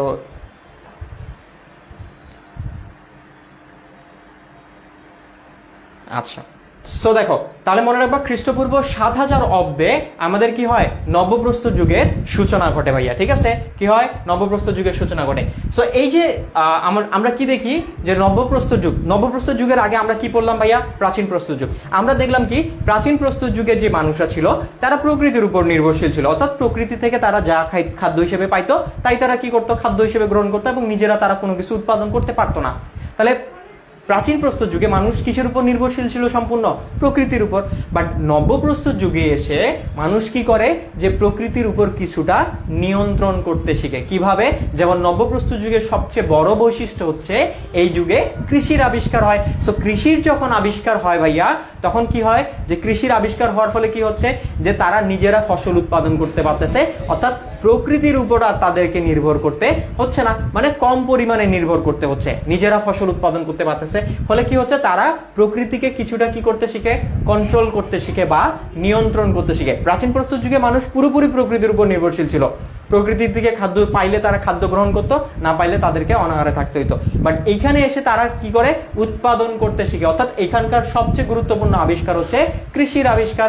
সো যখন কৃষির আবিষ্কার ঘটে তখন মানুষ প্রকৃতিকে কিছুটা নিয়ন্ত্রণ করতে শিখে, কি করতে শিখে, কিছুটা নিয়ন্ত্রণ করতে শিখে, অর্থাৎ নিজের খাদ্য তারা নিজে উৎপাদন করতে শিখে এবং তারা উদ্বৃত মানে অতিরিক্ত খাদ্যেও, মানে নিজের চাহিদার থেকেও অতিরিক্ত খাদ্য তারা উৎপাদন করতে শিখে। সো এই যে উন্নতি, অর্থাৎ প্রাচীন প্রস্তর যুগে পুরোপুরি প্রকৃতির উপর নির্ভরশীল ছিল, আর নবপ্রস্তর যুগে এসে তারা নিজেরা উৎপাদন করতে শিখে। এই যে উন্নতি, এই উন্নতি লক্ষ্য করে আমরা জানি অস্ট্রেলিয়ান নৃবিজ্ঞানী যার নাম হচ্ছে ভি গর্ডন চাইল্ড, এই স্যার ভি গর্ডন চাইল্ড কি করে, যে এই নবপ্রস্তর যুগকে নবপলীয় বিপ্লব বলে আখ্যায়িত করেন। এমসিকিউতে আসবে, নবপ্রস্তর যুগকে নবপলীয় বিপ্লব বলে আখ্যায়িত করেন কে, সেটা হচ্ছে অস্ট্রেলিয়ান বিজ্ঞানী ভি গর্ডন চাইল্ড। দেখো স্যার ভি গর্ডন চাইল্ড হচ্ছে কি করেন, এই যে নবপ্রস্তর যুগ, এই নবপ্রস্তর যুগকে নবপলীয় বিপ্লব বলে আখ্যায়িত করেন। তাহলে প্রশ্ন আসবে অনুধাবনমূলকে, সেটা হচ্ছে নবপ্রস্তর যুগকে, দেখো আচ্ছা তাহলে আমি কি বললাম, তাহলে প্রশ্ন আসবে কিন্তু কি আসবে, যে নবপ্রস্তর যুগকে কেন নবপলীয় বিপ্লব বলে বলা হয়। তাহলে কি বলবা, যে আগে কি ছিল, প্রাচীন প্রস্তর যুগে মানুষ হচ্ছে পুরোপুরি প্রকৃতির উপর নির্ভরশীল ছিল, বাট নবপ্রস্তর যুগে যখন কৃষির আবিষ্কার হয় তখন তারা নিজেরাই খাদ্য উৎপাদন করতে শিখে, অর্থাৎ প্রকৃতির উপর থেকে নির্ভরতা কমিয়ে দেয়, মানে প্রকৃতিকে তারা কিছুটা নিয়ন্ত্রণ করতে শিখে। সো এই যে উন্নতি, এই উন্নতি লক্ষ্য করে অস্ট্রেলিয়ার নৃবিজ্ঞানী স্যার ভি গর্ডন চাইল্ড এই নবপ্রস্তর যুগকে আমাদের নবপলীয় বিপ্লব বলে আখ্যায়িত করেন। ঠিক আছে, তাহলে এইভাবে তোমরা কি করবা, এটার অনুধাবনটা লিখবা, কেমন? আচ্ছা, তাহলে এটা কিন্তু প্রশ্নে আসবে যে এটাকে কেন নবপলীয় বিপ্লব বলা হয়। এরপরে ভাইয়া আমি নবপ্রস্তর যুগের কয়েকটা বৈশিষ্ট্য আছে, যেই কয়েকটা বৈশিষ্ট্য আছে আমি একটু বলে দিই তোমাদেরকে, তাহলে ইজিলি বুঝতে পারবা। আচ্ছা, তাহলে দেখো, এখন দেখো এইখানে আমি কি বললাম, নবপ্রস্তর যুগের সবচেয়ে বড় আবিষ্কার হচ্ছে কৃষির আবিষ্কার। কিসের আবিষ্কার? কৃষির আবিষ্কার। অর্থাৎ এইখানে মানুষ কি করে, যে কৃষির আবিষ্কার করে ভাইয়া, কি করে, কৃষির আবিষ্কার। তাহলে নবপ্রস্তর যুগের সবচেয়ে গুরুত্বপূর্ণ আবিষ্কার হচ্ছে কৃষির আবিষ্কার। সো এই যুগে মানুষ কি করে, কৃষির আবিষ্কার করে আর কি। সো যখন তারা কৃষির আবিষ্কার করলো তখন কি হইলো, যে তাদের যে মানে যাযাবর যে জীবনযাপন, এই জীবনযাপনটা পরিসমাপ্তি ঘটলো। এখন কথা হচ্ছে ভাইয়া, যাযাবর জীবনযাপনের পরিসমাপ্তি কিভাবে ঘটলো? তাহলে কিভাবে ঘটলো দেখো, ধরো তুমি তোমার বাড়িতে বা তুমি তোমার বাড়ির আশেপাশে তুমি যেখানে বসবাস করো এর পাশে একটা ধান, মানে একটা জমিতে তুমি ধান রোপণ করছো। কি করছো? ধান রোপণ করছো। এখন কথা হচ্ছে যে তুমি যদি তোমার বাড়ি থেকে, ধরো তোমার বাড়ি যদি দিনাজপুরে হয়, সো দিনাজপুরে ধরো আমার বাড়ির কথা বললাম যে আমার বাড়ি দিনাজপুর জেলার বিরল উপজেলাতে, ঠিক আছে? সো বিরল উপজেলায় ধরো আমার বাড়ির পাশের একটা জমিতে আমি ধান রোপণ করছি, ঠিক আছে? ধান রোপণ করছি, এরপরে আমি ধান রোপণ করার কিছুদিন পরে কি হয়েছে ভাইয়া, যে আমি চলে গেছি কোথায়, ঢাকায় চলে গেছি বা রাজশাহীতে চলে আসছি। সো ধান রোপণ করার কিছুদিন পরে আমি রাজশাহীতে চলে আসি এবং রাজশাহীতে এসে আমি কি করতেছি, বসবাস করতেছি। এখন কথা হচ্ছে যে আমি যদি ধান রোপণ করার পরে রাজশাহীতে এসে এখানে বসবাস করি, তাহলে কি আমার ধান গাছের কি পরিচর্যা ভালোভাবে হবে, বা ধান গাছের কি ফসল আমি ভালো পাবো না?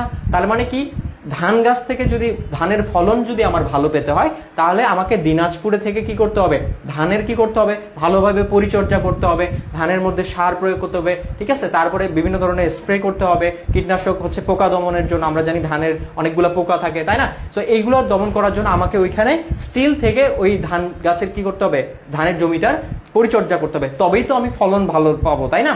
তার মানে আমি যদি কি করি, ধান গাছ মানে ওইখানে রোপণ করে আমি যদি রাজশাহী, ঢাকা, বরিশাল, চট্টগ্রাম এগুলো জায়গায় যদি আমি ঘুরে বেড়াই, তাহলে আমি কি ধানের ফলন ভালো পাবো না? তার মানে আমাকে কি করতে হবে, ওই দিনাজপুরের থেকে আমাকে কি করতে হবে, ধানটা ভালোভাবে চাষাবাদ করতে হবে, তবে আমি ভালো ফলন পাবো। তাহলে দিনাজপুরে যখন আমি ধান চাষাবাদ করব ভাইয়া, মানে ধানটা যখন পরিচর্যা করব ধান গাছে, তখন আমাকে ধান গাছের পরিচর্যা করার জন্য কি দিনাজপুরেই বসবাস করতে হবে না স্থায়ীভাবে যদি দিনাজপুরে বসবাস না করি, তাহলে কি আমি ধান ভালোভাবে উৎপাদন করতে পারবো না। তো বিষয়টা হচ্ছে এরকম ধরনের, যে যখন কৃষির আবিষ্কার হইলো, তখন কৃষির যে বিভিন্ন ধরনের জিনিসপত্র আছে, এই জিনিসপত্রগুলোর পরিচর্যা করার জন্য মানুষকে স্থায়ীভাবে বসবাস করতে করার প্রয়োজন দেখা দিল আর কি, ঠিক আছে?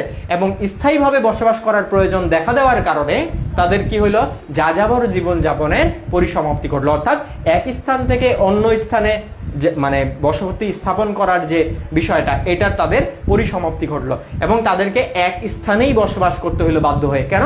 কারণ ওই যে ধান গাছ তারা লাগাইছে, বিভিন্ন কৃষির যে বিভিন্ন ধরনের উপকরণ আছে এগুলো তারা লাগাইছে, ঠিক আছে?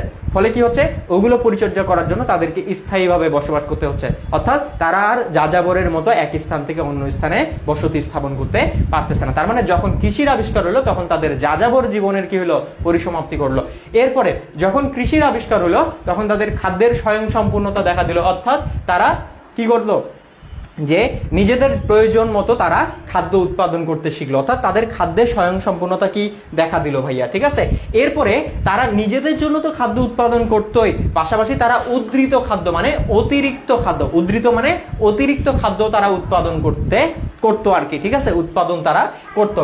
এবং দেখো, যখন উদ্ধৃত খাদ্যের উৎপাদন হইলো, যখন অতিরিক্ত খাদ্যের উৎপাদন হইলো, তখন কি হইলো, ব্যবসা বাণিজ্যের প্রচলন ঘটলো। কিসের বলতো? ব্যবসা বাণিজ্য এবং বিনিময় প্রথার প্রচলন ঘটলো। অর্থাৎ দেখো কি হয়, যখন আমরা কৃষকরা যখন কি করে, অতিরিক্ত ফসল যখন উৎপাদন করে, যে কি করলো, ধরো ধান উৎপাদন করছে, তো ধানের সব পুরোটাই কি তারা নিজেরাই খাওয়ার জন্য ব্যবহার করে, নাকি কিছু বিক্রিও করে? অবশ্যই কিছু বিক্রি করে। যতটুকু তাদের প্রয়োজন ততটুকু তারা তাদের জন্য রেখে অতিরিক্ত যেটা থাকে ওটা তারা বিক্রি করে দেয় না, বিক্রি করে দেয়। তাহলে দেখো, যখন তারা অতিরিক্ত খাদ্য উৎপাদন করতে শিখলো, তখন কি হলো ভাইয়া, এখানে ব্যবসা বাণিজ্যের কি হলো, প্রসার ঘটলো। অর্থাৎ ব্যবসা বাণিজ্যের প্রচলন ঘটলো এবং কি হলো, বিনিময় প্রথার কি হলো, যে প্রচলন ঘটলো। অর্থাৎ বার্টার সিস্টেমের কি হলো, প্রচলন ঘটলো, ঠিক আছে? বিনিময়, একটা দ্রব্যের বিনিময়ে আরেকটা দ্রব্য। তোমরা গ্রাম অঞ্চলে যারা থাকো তারা দেখতে পাবা যে আমাদের গ্রাম অঞ্চলের দাদি নারীরা কি করে, এখনো কিন্তু ওই বিনিময় প্রথাটা আসলে কি করে থাকে, যে আসলে পালন করে থাকে আর কি। আমি যেটা দেখি মাঝে মাঝে আমার বাড়ির আশেপাশে দেখি আর কি, মাঝে মাঝে এরকম ধরনের হয় আর কি, যে একটা জিনিস আমি তোমাকে দিলাম, ওটার বিনিময়ে তুমি আমাকে এটা দিবা আর কি, ঠিক আছে? সো এরকম ধরনের বিনিময় প্রথার, যেমন আমি আমাদের এলাকায় যেটা দেখি আর কি, যে ধরো আলো চাল আর কি, ঠিক আছে? পোলাওর যে চালটা আছে আর কি, এই পোলার চালটা তোমার হচ্ছে অনেকে উৎপাদন করে, অনেকে উৎপাদন করে না। তো সেক্ষেত্রে আমি দেখি যে পোলার চালটার ক্ষেত্রে তারা বিনিময় প্রথাটা করে থাকে আর কি, ঠিক আছে? ধরো কেউ একজন, ধরো তোমার ভাতের যে অন্যান্য চালগুলো আছে, যেমন 28 আছে, মিনিকেট আছে, অন্যান্য চালগুলো ধরো বললো যে আমি তোমাকে 5 কেজি মিনিকেট চাল দিব, তুমি আমাকে 2 কেজি পোলার চাল দিও আর কি। সো এই যে দেখো, 5 কেজি মিনিকেট চালের পরিবর্তে 2 কেজি পোলার চাল, এই যে বিনিময় করতেছে, ঠিক আছে? দুইটা দ্রব্য যখন তারা বিনিময় করতেছে একে অপরের সাথে, টাকার বিনিময় না কিন্তু, ঠিক আছে? কিসের?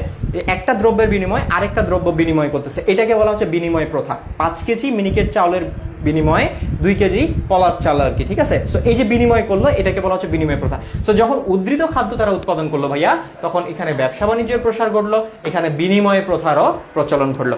আরো কি ঘটলো, এখানে ব্যক্তি মালিকানার উদ্ভব ঘটলো। তার মানে দেখো কৃষির আবিষ্কার যখন হলো তখন ব্যক্তি মালিকানা, যে এই জমিটা আমার, এই ফসলগুলো আমার, ঠিক আছে, এই জমি তোমার না, তার মানে তুমি এখান থেকে ফসল নিতে পারবা না।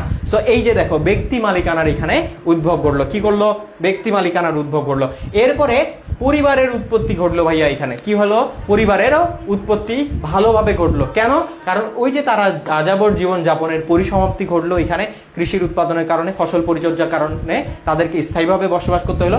এখন স্থায়ীভাবে যদি বসবাস করো তাহলে তো তোমাকে বিয়ে শাদী করে কি করতে হবে, পরিবার গঠন করতে হবে। সো এখানে কি হলো, পরিবারেরও উৎপত্তি হলো আর কি, ঠিক আছে। তাহলে এই হচ্ছে বৈশিষ্ট্য। তাহলে এটার বৈশিষ্ট্য হচ্ছে কৃষি কাজের কি হয়, আবিষ্কার হয়, যাযাবর জীবনের পরিসমাপ্তি ঘটে, খাদ্যের স্বয়ংসম্পূর্ণতা অর্জন করে, পাশাপাশি উদ্ধৃত খাদ্য তারা উৎপাদন করে, এবং উদ্ধৃত খাদ্য যখন উৎপাদন করে তখন ব্যবসা বাণিজ্য এবং বিনিময় প্রথার প্রচলন ঘটে। এবং আমরা জানি কৃষির আবিষ্কারের ফলে কি হয়, যে আমাদের ব্যক্তি মালিকানারও কি হয়, উদ্ভব ঘটে এখানে, এবং পরিবারেরও কি হয়, উদ্ভব ঘটে আর কি। সো এগুলো হচ্ছে কি ভাইয়া আমাদের যে নবপ্রস্তর যুগের বৈশিষ্ট্য, ঠিক আছে। আচ্ছা, এরপরে দেখো ভাইয়া, এরপরে এখানে আরেকটা জিনিস বৈশিষ্ট্য হচ্ছে, এই যে নব্যপ্রস্তর যুগের যে মানুষটা, এই নব্যপ্রস্তর যুগের মানুষরা হচ্ছে ভূতে বিশ্বাস করতো। কিসে, যে ভূতে বিশ্বাস করতো, ঠিক আছে, যে আত্মা প্রেতাত্মায় কি করতো, তারা বিশ্বাস করতো।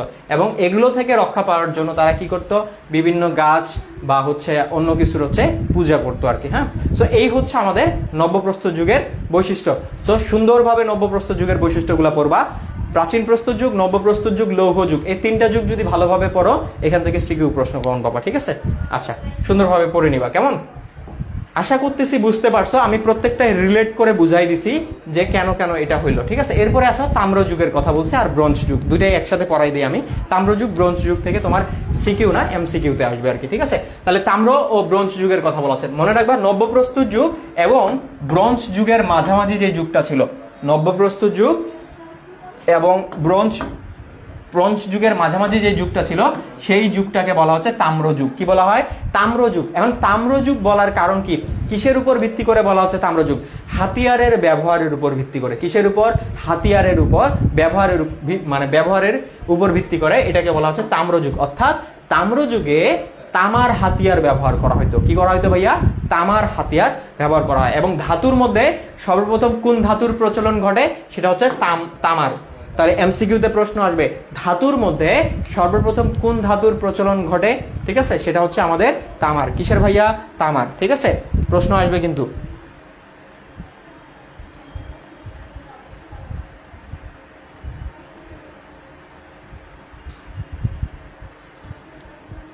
আচ্ছা আচ্ছা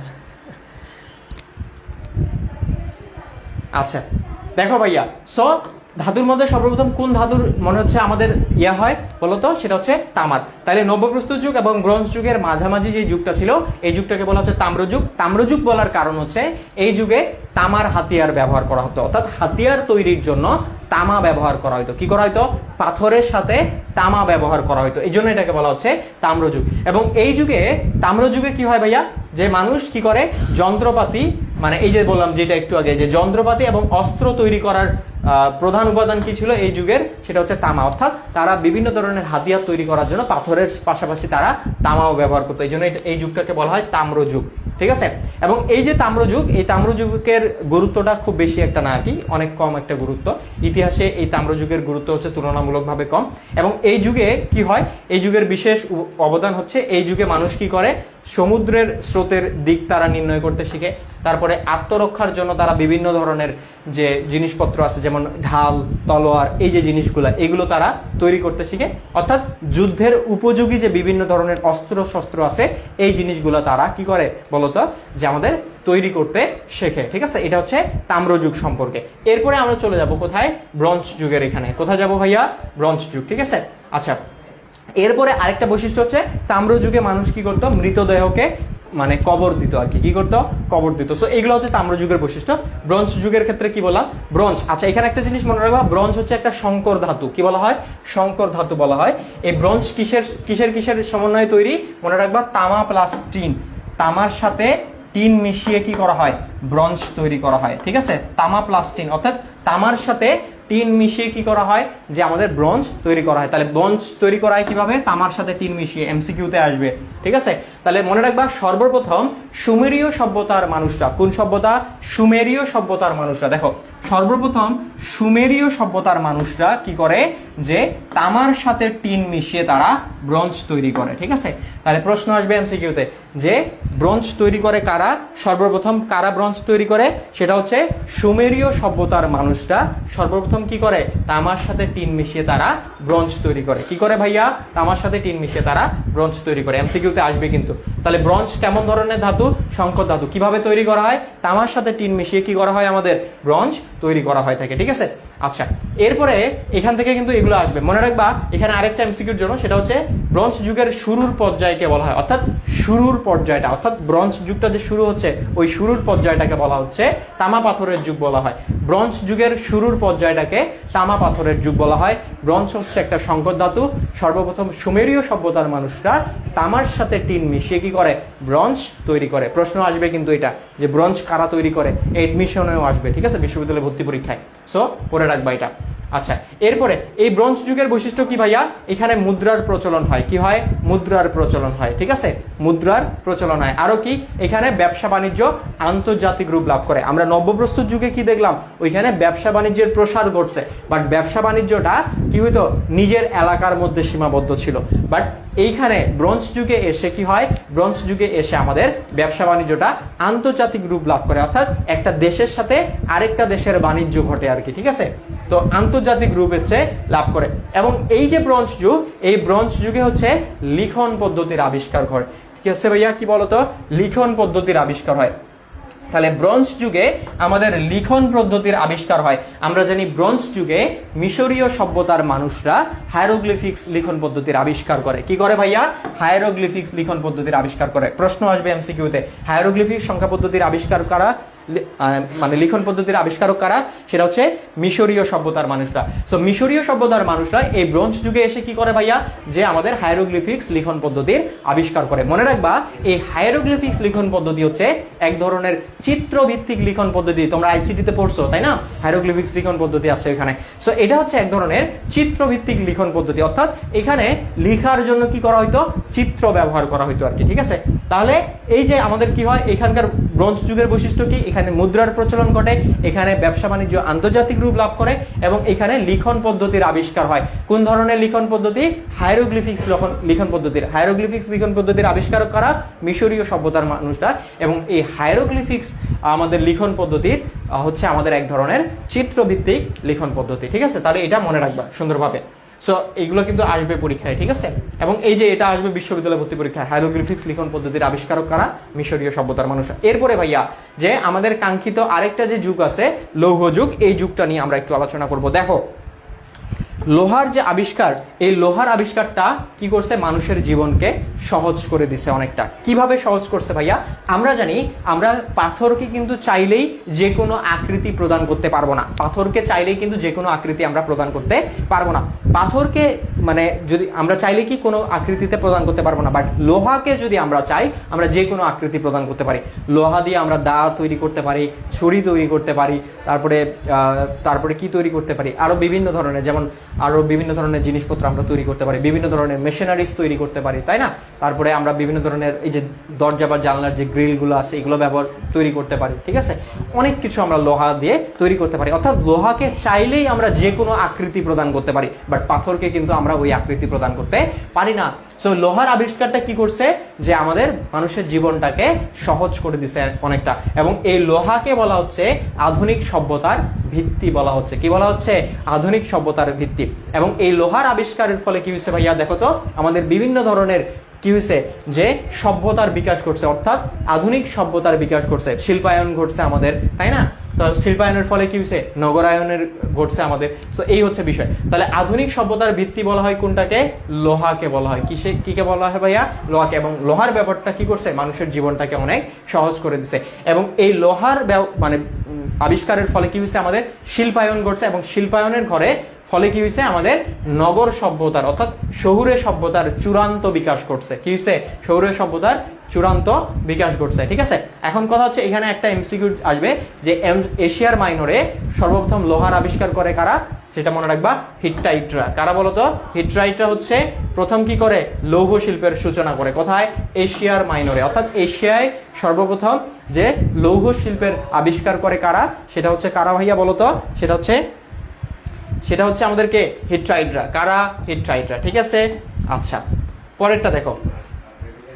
তাহলে এই যে আমাদের হিট্টাইটরা করে, এখন আমরা লৌহ সভ্যতার একটু বৈশিষ্ট্যগুলো দেখব। সো দেখো আমাদের লৌহ যুগের বৈশিষ্ট্যগুলো কি কি, যে এখানে নগর সভ্যতার উদ্ভব ঘটে। অর্থাৎ কি হয়, যে আমাদের লৌহর আবিষ্কারের ফলে বিভিন্ন ধরনের শিল্প কারখানা প্রতিষ্ঠিত হয়, ফলে আমাদের শিল্পায়নের কারণে কি হয়, নগরায়ন ঘটে, অর্থাৎ গ্রামের মানুষ শহরে চলে যায়। ঠিক আছে, তার মানে নগর সভ্যতার উদ্ভব ঘটে। এরপরে এটাকে বলা হচ্ছে আধুনিক সভ্যতার ভিত্তি। ঠিক আছে, আধুনিক সভ্যতার ভিত্তি বলা হয় লোহাকে।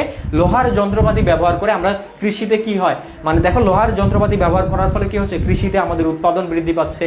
ঠিক আছে, এরপরে কি হচ্ছে, যে এখানে লোহার, এই যে দেখো লোহার ব্যবহারের ফলে কি হয়, শ্রম বিভাজন পায়। কিভাবে, দেখো কিছু মানুষ কি করতেছে, লোহার খনি থেকে লোহা উত্তোলন করতেছে, আর কিছু মানুষ কি করতেছে, যে ওই লোহাটাকে বিভিন্ন আকৃতি প্রদান করতেছে। তার মানে শ্রেণী বিভাজনের সৃষ্টি হচ্ছে। এরপরে এই লৌহ যুগে বর্ণভিত্তিক লিপির আবিষ্কার ঘটে। প্রশ্ন আসবে, লিখন পদ্ধতির আবিষ্কার, যদি বলে লিখন পদ্ধতির আবিষ্কার হয় কোন যুগে, তাহলে উত্তর হবে ব্রোঞ্জ যুগে। কোন যুগে, ব্রোঞ্জ যুগে। যদি বলে বর্ণভিত্তিক, দেখো বর্ণভিত্তিক লিখন পদ্ধতির আবিষ্কার হয় কোন যুগে, তাহলে উত্তর হবে লৌহ যুগে। বর্ণভিত্তিক, বর্ণ বলতে কি, যেমন আমরা বর্ণ পড়ি না, ক খ গ ঘ, এই যে বর্ণ, এই বর্ণগুলো, এই যে বর্ণ, এই বর্ণভিত্তিক লিখন পদ্ধতির আবিষ্কার ঘটে লৌহ যুগে। মনে রাখবা খুব ভালোভাবে। তাহলে বর্ণভিত্তিক লিখন পদ্ধতির আবিষ্কার ঘটে কোন যুগে, সেটা হচ্ছে যে আমাদের লৌহ যুগে। এবং এই বর্ণভিত্তিক লিখন পদ্ধতির আবিষ্কার করে কারা, ফিনিশীয় সভ্যতার মানুষরা। কারা, ফিনিশীয় সভ্যতার মানুষরা হচ্ছে আমাদের বর্ণভিত্তিক লিখন পদ্ধতির আবিষ্কার করে। আমরা জানি যে ফিনিশীয়দের কতগুলো ব্যঞ্জন বর্ণ ছিল, 22টার মতো হচ্ছে ব্যঞ্জন বর্ণ ছিল। তাহলে যদি প্রশ্ন আসে যে বর্ণভিত্তিক লিখন পদ্ধতির আবিষ্কার করে কারা, সেটা হচ্ছে ফিনিশীয় সভ্যতার মানুষরা। এবং কোন যুগে বর্ণভিত্তিক লিখন পদ্ধতির আবিষ্কার হয়, সেটা হচ্ছে লৌহ যুগে। কিন্তু শুধু যদি বলে লিখন পদ্ধতির আবিষ্কার হয় কোন যুগে, লিখন পদ্ধতির যদি বলে শুধুমাত্র যদি বলে যে লিখন পদ্ধতির আবিষ্কার হয় কোন যুগে, তাহলে উত্তর হবে ব্রোঞ্জ যুগে। ঠিক আছে, উত্তর কি, ব্রোঞ্জ যুগ। যদি বলে বর্ণভিত্তিক লিখন পদ্ধতির আবিষ্কার হয় কোন যুগে, তাহলে উত্তর হবে লৌহ যুগে। সুন্দরভাবে এটা মানে কি করবা, এটার মধ্যে আবার এলোমেলো করে ফেলিও না। ঠিক আছে, সুন্দরভাবে পড়বা, কিন্তু এগুলো কিন্তু পরীক্ষায় আসবে। আচ্ছা, চাকার আবিষ্কার হয় কোন যুগে ভাইয়া? চাকার আবিষ্কার নব্যপ্রস্তর যুগের দিকে হয় আর কি, বুঝছো? নব্যপ্রস্তর যুগের দিকে চাকার আবিষ্কার হয় আমাদের।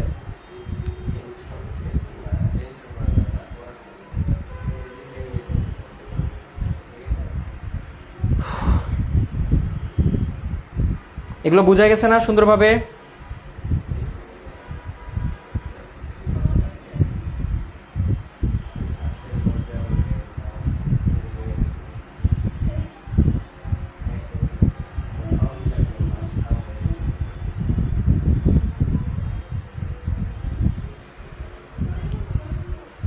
এই বুঝতে পারছো ভালোভাবে?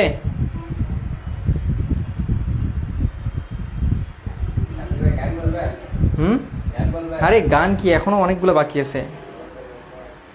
আমার বইয়ে লৌহ যুগ দেওয়া আছে। চাকার আবিষ্কার লৌহ যুগে অনেক পরে। ঠিক আছে, চাকার আবিষ্কার আরো অনেক আগে হয়েছে, তোমার লৌহ যুগে হবে না।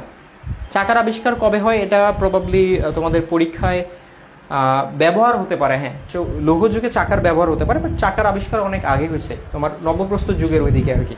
বুঝতে পারছো?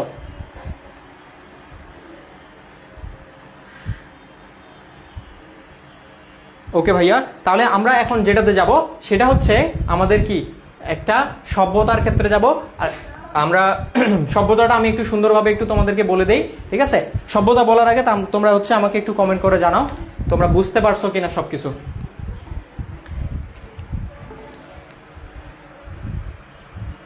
বুঝতে পারছো কিনা সবাই একটু জানাও তো ভাইয়া।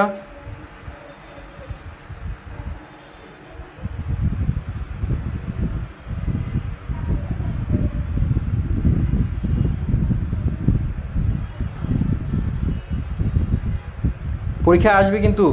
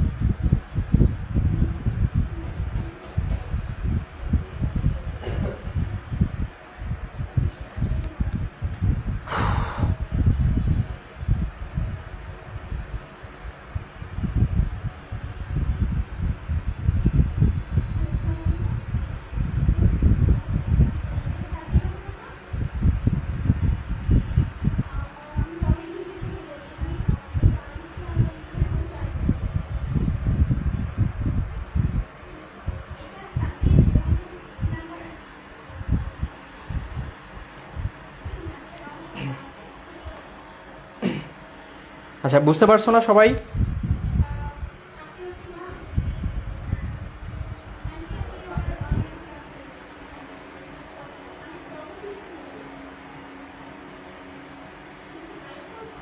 ওকে, ঠিক আছে। আচ্ছা, তাহলে আমরা একটু ইয়াতে যাই। হ্যাঁ,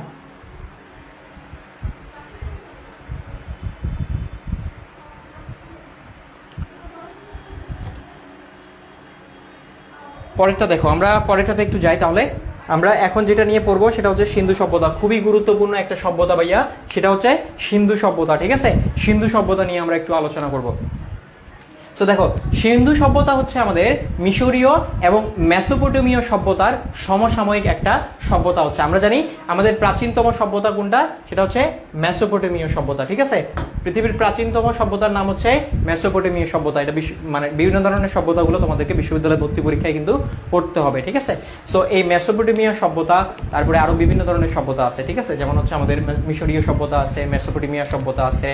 ঠিক আছে, তারপরে আমাদের বিভিন্ন ধরনের আরো সভ্যতা আছে, গ্রিক সভ্যতা আছে। ঠিক আছে, তারপরে আরো সভ্যতাগুলো আছে। এই সভ্যতাগুলো তোমাদেরকে কি করতে হবে, যে পড়তে হবে। তাহলে মনে রাখবা, পৃথিবীর প্রাচীনতম সভ্যতার নাম হচ্ছে মেসোপটেমীয় সভ্যতা। ঠিক আছে, আচ্ছা, তাহলে এই সভ্যতাগুলো তোমাদেরকে পড়তে হবে। সো দেখো, মিশরীয় সভ্যতা এবং মেসোপটেমীয় সভ্যতার সমসাময়িক একটা সভ্যতা ছিল ওই সময়, যেটার নাম হচ্ছে সিন্ধু সভ্যতা, যেটাকে বলা হয় ইন্দুস ভ্যালি সিভিলাইজেশন। এই ইন্দুস শব্দের অর্থ হচ্ছে সিন্ধু। ঠিক আছে, সিন্ধু নদের ইংরেজি প্রতিশব্দ হচ্ছে ইন্দুস। যেহেতু সিন্ধু নদীকে কেন্দ্র করে এই সভ্যতাটা গড়ে ওঠে, সেই কারণে কি করা হয়, যে এই সভ্যতাটার নাম দেওয়া হয় হচ্ছে আমাদের সিন্ধু সভ্যতা। ঠিক আছে, আমরা দেখব যে আমাদের অনেকগুলো সভ্যতা, অর্থাৎ পৃথিবীর যে সভ্যতাগুলো হচ্ছে আমাদের গড়ে উঠছিল, এই সভ্যতাগুলো কোনো না কোনো নদীকে কেন্দ্র করে আসলে গড়ে উঠছিল। ঠিক আছে, তো এই সিন্ধু সভ্যতাটাও কি হয়, আমাদের সিন্ধু নদকে কেন্দ্র করে আসলে গড়ে ওঠে, যে কারণে এটাকে বলা হয় সিন্ধু সভ্যতা। সো সিন্ধু সভ্যতার ইংরেজি প্রতিশব্দ হচ্ছে ইন্দুস ভ্যালি সিভিলাইজেশন, আর সিন্ধু নদের ইংরেজি হচ্ছে কি, ইন্দুস ভ্যালি। ঠিক আছে, সিন্ধু নদের ইংরেজি হচ্ছে যে ইন্দুস ভ্যালি। ঠিক আছে, সো এই ইন্দুস ভ্যালি সিভিলাইজেশন যেটা হচ্ছে ইন্দাস ভ্যালি সিভিলাইজেশন বা ইন্দুস ভ্যালি সিভিলাইজেশন, যেটাই বলো না কেন, সো এই যে সিন্ধু সভ্যতা, এটাকে বলা হচ্ছে কি ইন্দুস ভ্যালি সিভিলাইজেশন। এই সিন্ধু সভ্যতা হচ্ছে আমাদের মিশরীয় এবং মেসোপটেমীয় সভ্যতার সমসাময়িক একটা সভ্যতা ছিল, এবং এই সিন্ধু সভ্যতার অপর নাম হচ্ছে হরপ্পা সভ্যতা। কি বলা হয়, হরপ্পা সভ্যতা বলা হয়। ঠিক আছে, সিন্ধু সভ্যতার অপর নাম কি, সিন্ধু সভ্যতার অপর নাম হচ্ছে হরপ্পা সভ্যতা। এবং তোমরা জেনে খুশি হবা, এই সিন্ধু সভ্যতাটা হচ্ছে আমাদের ভারতীয় উপমহাদেশে কি হয়, গড়ে ওঠে। ঠিক আছে, এবং ভারতীয় উপমহাদেশের একটা প্রাচীনতম সভ্যতা হচ্ছে এই সিন্ধু সভ্যতা। কোথায় গড়ে ওঠে ভাইয়া, ভারতীয় উপমহাদেশের প্রাচীনতম একটা সভ্যতার নাম হচ্ছে আমাদের সিন্ধু সভ্যতা। ঠিক আছে, আচ্ছা, কি নাম, সিন্ধু সভ্যতা।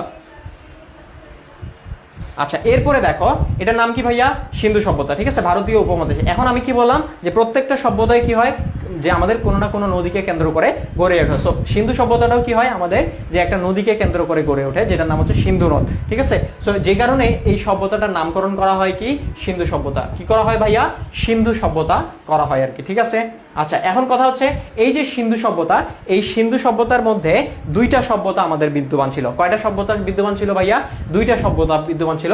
একটা হচ্ছে মহেঞ্জোদারো সভ্যতা, আরেকটা হচ্ছে হরপ্পা সভ্যতা। এই দুইটা সভ্যতা হচ্ছে আমাদের এই সিন্ধু সভ্যতার মধ্যে বিদ্যমান ছিল, ঠিক আছে। একটা হচ্ছে হরপ্পা সভ্যতা আর একটা হচ্ছে মহেঞ্জোদারো সভ্যতা, ঠিক আছে। তাহলে এখানে একটা প্রশ্ন আসবে যে এই যে আমাদের মহেঞ্জোদারো যে সভ্যতাটা, এই সভ্যতাটার আবিষ্কারককে মনে রাখবো, সিন্ধু সভ্যতার আবিষ্কারক হচ্ছে দুইজন ভারতীয় ছিলেন, একটা হচ্ছে রাখালদাস বন্দ্যোপাধ্যায়, আরেকজন হচ্ছে দয়ারাম সাহানি, ঠিক আছে। এই দুইজন কি করেন, সিন্ধু সভ্যতার আবিষ্কার করেন। প্রশ্ন আসবে কিন্তু কার নেতৃত্বে, জন মার্শালের নেতৃত্বে। মনে রাখবা জন মার্শালের নেতৃত্বে আমাদের দুইজন ভারতীয় কি করেন, যে আমাদের হচ্ছে এই সিন্ধু সভ্যতার আবিষ্কার করেন। একজনের নাম হচ্ছে দয়ারাম সাহানি, আরেকটা হচ্ছে কি রাখাল দাস বন্দ্যোপাধ্যায়, ঠিক আছে। এরা হচ্ছে সিন্ধু সভ্যতার আবিষ্কারক, ঠিক আছে। তাহলে আমি বললাম সিন্ধু সভ্যতার মধ্যে দুইটা সভ্যতা ছিল, একটা হচ্ছে মহেঞ্জোদারো সভ্যতা, আরেকটা হচ্ছে হরপ্পা সভ্যতা। সো এই যে মহেঞ্জোদারো সভ্যতাটা, এই সভ্যতাটার আবিষ্কার করেন রাখাল দাস বন্দ্যোপাধ্যায়। কে ভাইয়া? মহেঞ্জোদারো সভ্যতার, এই যে দেখো মহেঞ্জোদারো সভ্যতার আবিষ্কার করেন কে, সেটা মনে রাখবা রাখাল দাস বন্দ্যোপাধ্যায়। কে? রাখাল দাস বন্দ্যোপাধ্যায়। কত সালে? 1922 সালে এই রাখাল দাস বন্দ্যোপাধ্যায় কি করেন, জন মার্শালের নেতৃত্বে মহেঞ্জোদারো সভ্যতার আবিষ্কার করেছিলেন। কি করেছিলেন ভাইয়া? যে আমাদের মহেঞ্জোদারো সভ্যতার আবিষ্কার করেছিলেন, ঠিক আছে।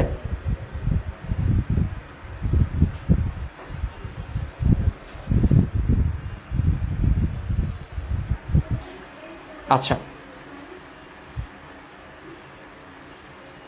পরেরটা দেখো, পরেরটা কি বলতেছে ভাইয়া, যে দেখো মহেঞ্জোদারো সভ্যতাটা হচ্ছে আমাদের আবিষ্কার করে, ঠিক আছে। আচ্ছা, এরপর দেখো, এরপরে কি হয়, আমাদের কি বলছিলাম, এখানে আরো একটা সভ্যতা ছিল, একটা মহেঞ্জোদারো সভ্যতা, আরেকটা হচ্ছে আমাদের হরপ্পা সভ্যতা। সো এই যে হরপ্পা সভ্যতা, এই হরপ্পা সভ্যতার আবিষ্কারক কে তাহলে? দয়ারাম সাহানি, ঠিক আছে। এই যে দেখো দয়ারাম সাহানি কি করেন, এই হরপ্পা সভ্যতার হচ্ছে আমাদের আবিষ্কার করেন আর কি। কত সালে? 1921 সালে। 1921 সালে কি করেন, যে আমাদের এই দয়ারাম সাহানি কি করেন, এই সিন্ধু সভ্যতার হচ্ছে আমাদের মানে এই হরপ্পা সভ্যতার হচ্ছে আবিষ্কার করেন। তাহলে আমি শুরুতে কি বললাম, যে আমাদের সিন্ধু সভ্যতার আবিষ্কার হচ্ছে দুইজন ভারতীয়, জন মার্শালের নেতৃত্বে দয়ারাম সাহানি এবং রাখাল দাস বন্দ্যোপাধ্যায় কি করেন, এই সিন্ধু সভ্যতার আবিষ্কার করেন। এবং আমি বললাম যে মহেঞ্জোদারোর যে সভ্যতাটা আছে, আমরা জানি সিন্ধু সভ্যতার মধ্যে দুইটা সভ্যতা আছে, একটা মহেঞ্জোদারো, আরেকটা হচ্ছে আমাদের কি হরপ্পা সভ্যতা। সো মহেঞ্জোদারো সভ্যতাটা আবিষ্কার করেন রাখাল দাস বন্দ্যোপাধ্যায়। এবং আমাদের এই যে হরপ্পা সভ্যতা, এই হরপ্পা সভ্যতাটার হচ্ছে আমাদের কি করেন বলতো, সেটা হচ্ছে যে সভ্যতাটা আবিষ্কার করেন কে? দয়ারাম সাহানি কি করেন, এই হরপ্পা সভ্যতার আবিষ্কার করেন। কত সালে? সেটা হচ্ছে 1921 সালে। আর মহেঞ্জোদারো সভ্যতা হচ্ছে তারপরে আবিষ্কৃত হয় 1922 সালে আর কি, ঠিক আছে। এবং সিন্ধু নদকে ঘিরে এই দুইটা সভ্যতা গড়ে উঠে বলে এটাকে একত্রে সিন্ধু সভ্যতা বলা হয়। সিন্ধু নদকে ঘিরে এই দুইটা কি হয়, সভ্যতা গড়ে উঠে বলে এটাকে বলা হয় সিন্ধু সভ্যতা। কি বলা হয় ভাইয়া? সিন্ধু সভ্যতা বলা হয়ে থাকে, ঠিক আছে। আচ্ছা, এরপরে দেখো, এরপর আমি তাহলে কি বললাম, তাহলে দুইজন ভারতীয় প্রত্নতাত্ত্বিক, একটা হচ্ছে দয়ারাম সাহানি এবং রাখাল দাস বন্দ্যোপাধ্যায় হচ্ছে এই সভ্যতার হচ্ছে আমাদের আবিষ্কারক, ঠিক আছে। এই কয়েকটা মনে রাখবা। আমি যখন তোমাদেরকে আমি এর আগে তোমাদেরকে এই চ্যাপ্টারটা পড়াইছিলাম আর কি। আজকে হচ্ছে ধরো খুব বেশি একটা সময় নেই, আমাদের কয়েকটা টপিক আরও শেষ করতে হবে। আমি তোমাদেরকে যদি সময় থাকতো, ধরো এডমিশন টাইমের বা অন্যান্য সময় যদি হইতো, তাহলে হচ্ছে ধরো মানে অন্যান্য যদি সময় হইতো, তাহলে আমি তোমাদেরকে পুরো ইতিহাস বলতে পারতাম আর কি, সিন্ধু সভ্যতাটা সম্পর্কে, কিভাবে হইলো কিভাবে না, এই সবগুলো সম্পর্কে। আমি মনে ক্লাসে একবার বলছিলাম তোমাদেরকে যে সিন্ধু সভ্যতার ইতিহাসটা কিভাবে আসলো আর কি, কিভাবে আবিষ্কার হইলো সিন্ধু সভ্যতা, এই সম্পূর্ণ ডিটেলস আমি তোমাদেরকে বলছিলাম। তো ওই সম্পূর্ণ ডিটেলস আপাতত তোমাদের দরকার নেই, এটা তোমরা যখন এডমিশনে যাবা তখন ডিটেলস পড়ে নিবা, ওটাতে সমস্যা নেই। বাট এই আপাতত যতটুকু দরকার ততটুকু পড়াইলাম আর কি। নাহলে যদি খুব বেশি সময় থাকতো, তাহলে আমি তোমাদেরকে ধরো তোমাদের যদি আরো 4-5 মাস সময় থাকতো, তাহলে আমি তোমাদেরকে এক সিন্ধু সভ্যতার উপরে একটা ক্লাস নিতাম। এবং এটা অনেক কিছু আছে আর কি এখানে জানার মতো আর কি, ঠিক আছে। এবং কিভাবে আবিষ্কার হলো, কিভাবে না কিভাবে হলো, সবকিছু ইস্ট ইন্ডিয়া কোম্পানি থেকে শুরু করে একদম সিন্ধু সভ্যতার আবিষ্কার পর্যন্ত সব পুরো ইতিহাস আমি শুনাইছিলাম আর কি। যারা প্রায় 3-4 মাস আগে যখন আমি ক্লাস নিয়েছিলাম ফ্রিতে, তখন আমি বলছিলাম আর কি। বাট এখন বলতে গেলে তোমাদের মাথার মধ্যে ওগুলো ঢুকবে না, আর ওগুলো তোমাদের এডমিশনে কাজে লাগবে, এখন দরকার নেই আর কি, ঠিক আছে। আপাতত তোমাদের এই কিছু কয়েকটা জিনিস দরকার, ঠিক আছে। এই কয়েকটা জিনিস পড়লেই হয়ে যাবে। সো যেই কয়েকটা দরকার তোমাদের ফাইনাল পরীক্ষার জন্য, এই কয়েকটা আপাতত পড়ালাম, নাহলে আমি পুরো ইতিহাস তোমাদেরকে পড়াই দিতাম সিন্ধু সভ্যতা সম্পর্কে। যারা ক্লাস করছো ওই সময় তারা হয়তো বা শুনছিলা বিষয়টা। ওকে, যাই হোক, এই যে সিন্ধু সভ্যতা, এই সিন্ধু সভ্যতার হচ্ছে বিশেষভাবে পরিচিত কি কারণে? আমরা জানি এই সিন্ধু সভ্যতাটা কি ছিল, আমাদের একটা স্মার্ট সভ্যতা ছিল, এবং এই সিন্ধু সভ্যতার পরিচিতি সবচেয়ে বেশি হচ্ছে তার নগর ব্যবস্থার কারণে, উন্নত নগর ব্যবস্থার কারণে। ঠিক আছে, আমরা জানি উন্নত নগর ব্যবস্থার কারণে বা উন্নত নগর পরিকল্পনার কারণে এই সিন্ধু সভ্যতাটা হচ্ছে আমাদের অধিক পরিচিত ছিল, তাই না ভাইয়া?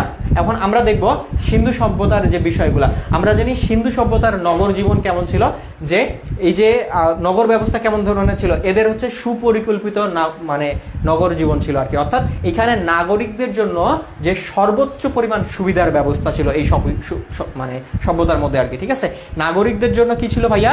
সেটা হচ্ছে যে আমাদের নাগরিকদের জন্য কি ছিল, যে হচ্ছে আমাদের মানে সুষ্ঠু কি ছিল, পরিকল্পিত জীবন ছিল। অর্থাৎ নাগরিকদের জন্য হচ্ছে আমাদের যে সর্বোচ্চ সুবিধার ব্যবস্থা ছিল, এবং এদের নগর জীবন ছিল সুষ্ঠু পরিকল্পিত। ঠিক আছে, সুষ্ঠু পরিকল্পিত নগর জীবন ছিল, এবং এইখানকার এদের যে মানে এই যে সিন্ধু সভ্যতা, এই নগরের যে রাস্তাঘাট ছিল এগুলো ছিল অনেক উন্নত মানের। ঠিক আছে, এবং এদের যে দালান কোঠাগুলো ছিল, ঠিক আছে, এই দালান কোঠাগুলো ছিল ইটের তৈরি।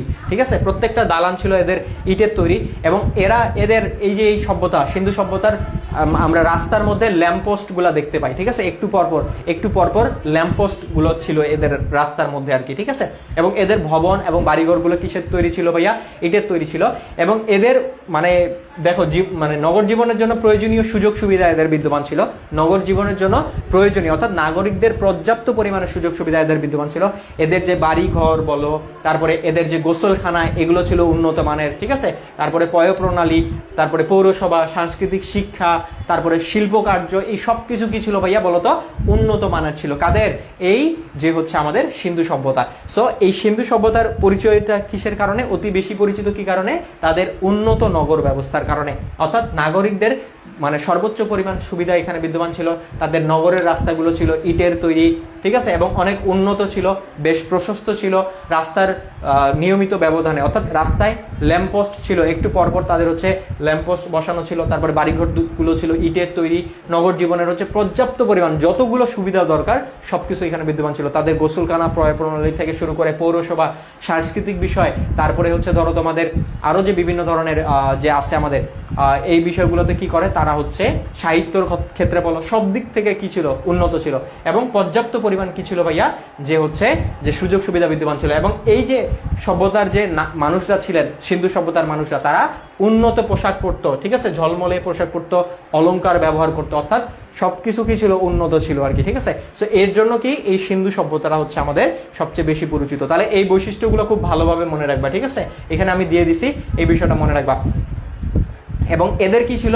এদের হচ্ছে নিজস্ব ভাষা ছিল, নিজস্ব লিপি বা বর্ণমালাও ছিল কিন্তু এদের। ঠিক আছে, আচ্ছা, এরপরে দেখো এখানে কয়েকটা এমসিকিউর জন্য তোমরা দেখতে পারো এখানে যে প্রত্নতাত্ত্বিকদের মধ্যে হরপ্পা সভ্যতায় হচ্ছে আমাদের প্রায় 270 ধরনের অক্ষর প্রচলিত ছিল। কত ধরনের? 270 ধরনের আর কি। ঠিক আছে, এরপরে সিন্ধু সভ্যতার শুরুর দিকে কয়টি চিহ্ন ব্যবহার করতো? তারা হচ্ছে 360টার মতো চিহ্ন ব্যবহার করতো।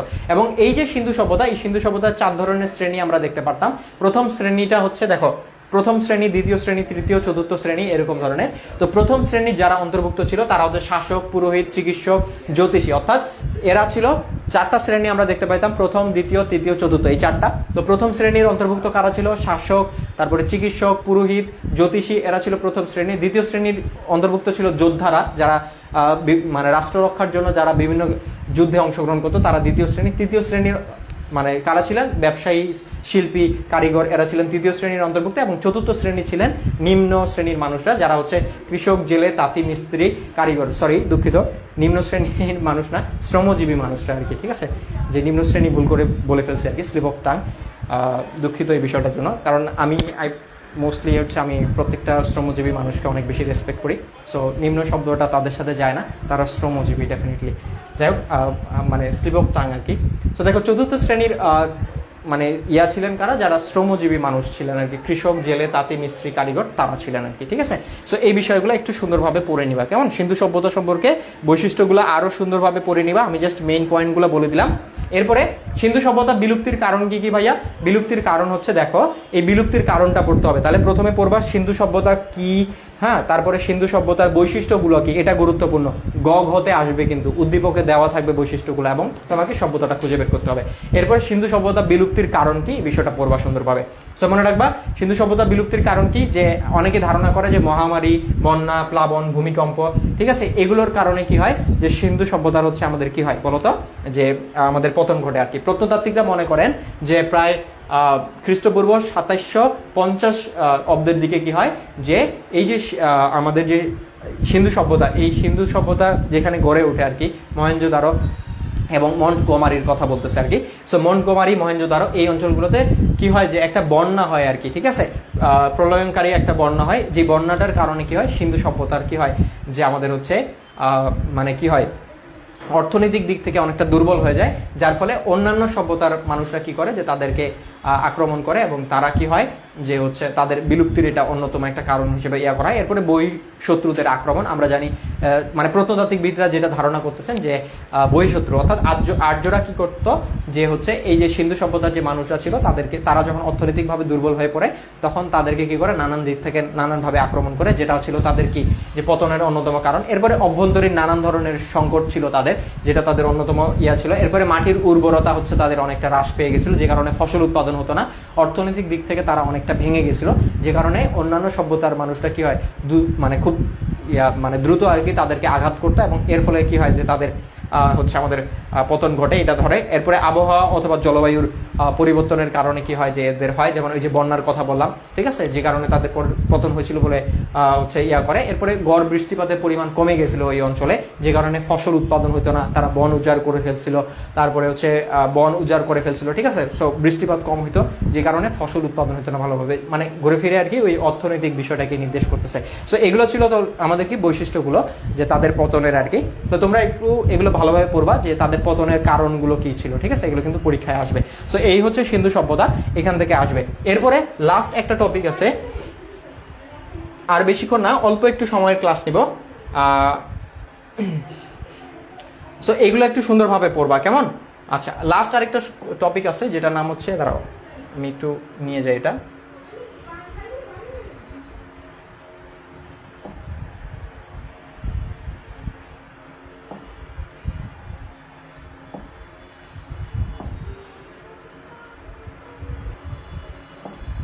আচ্ছা, এতটুকু বুঝতে পারছো কিনা সবাই একটু জানো তো।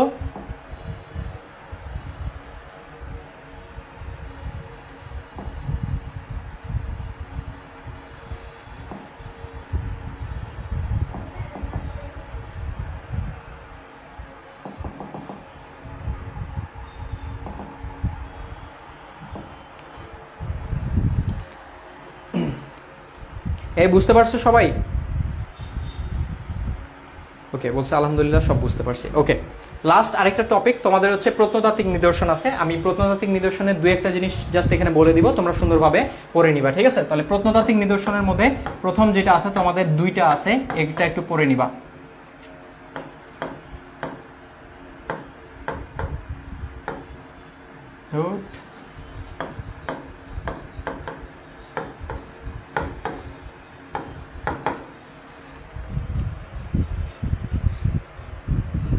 ওকে, একটু কমেন্ট করে জানাও আগে সবাই বুঝছো কিনা।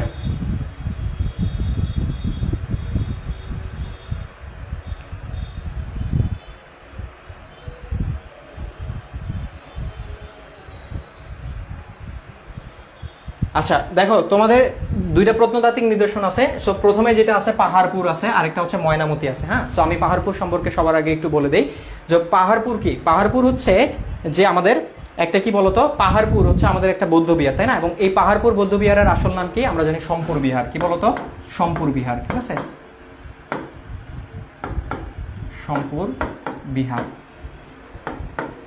সো পাহাড়পুর বৌদ্ধ বিহারের আসল নাম কি ভাইয়া, সেটা হচ্ছে পরীক্ষা আসবে কিন্তু, ঠিক আছে। পাহাড়পুর বৌদ্ধ বিহারের আসল নাম হচ্ছে আমাদের সোমপুর বিহার। কি বলতো, সোমপুর বিহার। এই যে পাহাড়পুর বৌদ্ধ বিহারটা ভাইয়া, এটা হচ্ছে ভারতীয় উপমহাদেশের, অর্থাৎ ভারতীয় উপমহাদেশের হচ্ছে সবচেয়ে বড় বৌদ্ধ বিহার হচ্ছে আমাদের কি বলতো, সেটা হচ্ছে পাহাড়পুর বৌদ্ধ বিহার, ঠিক আছে। ভারতীয় উপমহাদেশের সবচেয়ে বড় বৌদ্ধ বিহার, ঠিক আছে, ভারতীয় উপমহাদেশের। দেখো, ভারতীয় উপমহাদেশের সবচেয়ে বড় ভারতীয় উপমহাদেশের সবচেয়ে বড় বৌদ্ধবিহার ছিল হচ্ছে এই পাহাড়পুর বৌদ্ধবিহার। এই পাহাড়পুর বৌদ্ধবিহারের আবিষ্কারককে পাল বংশের রাজা ধর্মপাল। কে বলতো? ধর্মপাল। কত শতাব্দীতে এই পাহাড়পুর বৌদ্ধবিহার আবিষ্কার করেন? সেটা হচ্ছে 8ম শতাব্দীতে। মনে রাখবা যে পাল বংশের রাজা ধর্মপাল 8ম শতাব্দীতে কি করেন? এই পাহাড়পুর বিহারটা হচ্ছে নির্মাণ করেন। কি করেন? পাহাড়পুর বিহারটা হচ্ছে আমাদের নির্মাণ করেন। ঠিক আছে, তাহলে মনে রাখবা পাহাড়পুর বিহারের আসল নাম হচ্ছে সোমপুর বিহার। এটা ভারতীয় উপমহাদেশের সবচেয়ে বড় বৌদ্ধ বিহার হচ্ছে আমাদের এই পাহাড়পুর বৌদ্ধ বিহার। ঠিক আছে, ভারতীয় উপমহাদেশের সবচেয়ে বড় বৌদ্ধ বিহার হচ্ছে পাহাড়পুর বৌদ্ধ বিহার। এর থেকে বড় বৌদ্ধ বিহার আর ভারতীয় উপমহাদেশের মধ্যে নেই আর কি। ঠিক আছে, সো পাহাড়পুর বৌদ্ধ বিহার হচ্ছে ভারতীয় উপমহাদেশের সবচেয়ে বড় বৌদ্ধ বিহার, যেটা মানে নির্মাণ করেন কে? সেটা হচ্ছে পাল বংশের রাজা ধর্মপাল। কত শতাব্দীতে? 8ম শতাব্দীতে আসলে নির্মাণ করেন আর কি। ঠিক আছে, 8ম শতাব্দীতে হচ্ছে আমাদের নির্মাণ করে থাকেন। এবং এই যে পাহাড়পুর বৌদ্ধবিহার, এটা কোথায় অবস্থিত ভাইয়া? সেটা হচ্ছে নওগাঁতে। ঠিক আছে, নওগাঁ জেলার বদরগাছি উপজেলার হচ্ছে পাহাড়পুর নামক স্থানে, তাই না? নওগাঁ জেলার বদরগাছি উপজেলার পাহাড়পুর নামক স্থানে কি হয়? এই পাহাড়পুর বৌদ্ধবিহারটা হচ্ছে আমাদের অবস্থিত। তাহলে এটা হচ্ছে সুন্দরভাবে মনে রাখবা কোথায় অবস্থিত এটা। ঠিক আছে, আচ্ছা, তাহলে এখানে কি বললাম? পাহাড়পুর বৌদ্ধবিহার হচ্ছে ভারতীয় উপমহাদেশের সবচেয়ে বড় বৌদ্ধবিহার। এর আসল নাম হচ্ছে সোমপুর বিহার। কে আবিষ্কার করেন? কে নির্মাণ করেন? সেটা হচ্ছে রাজা ধর্মপাল।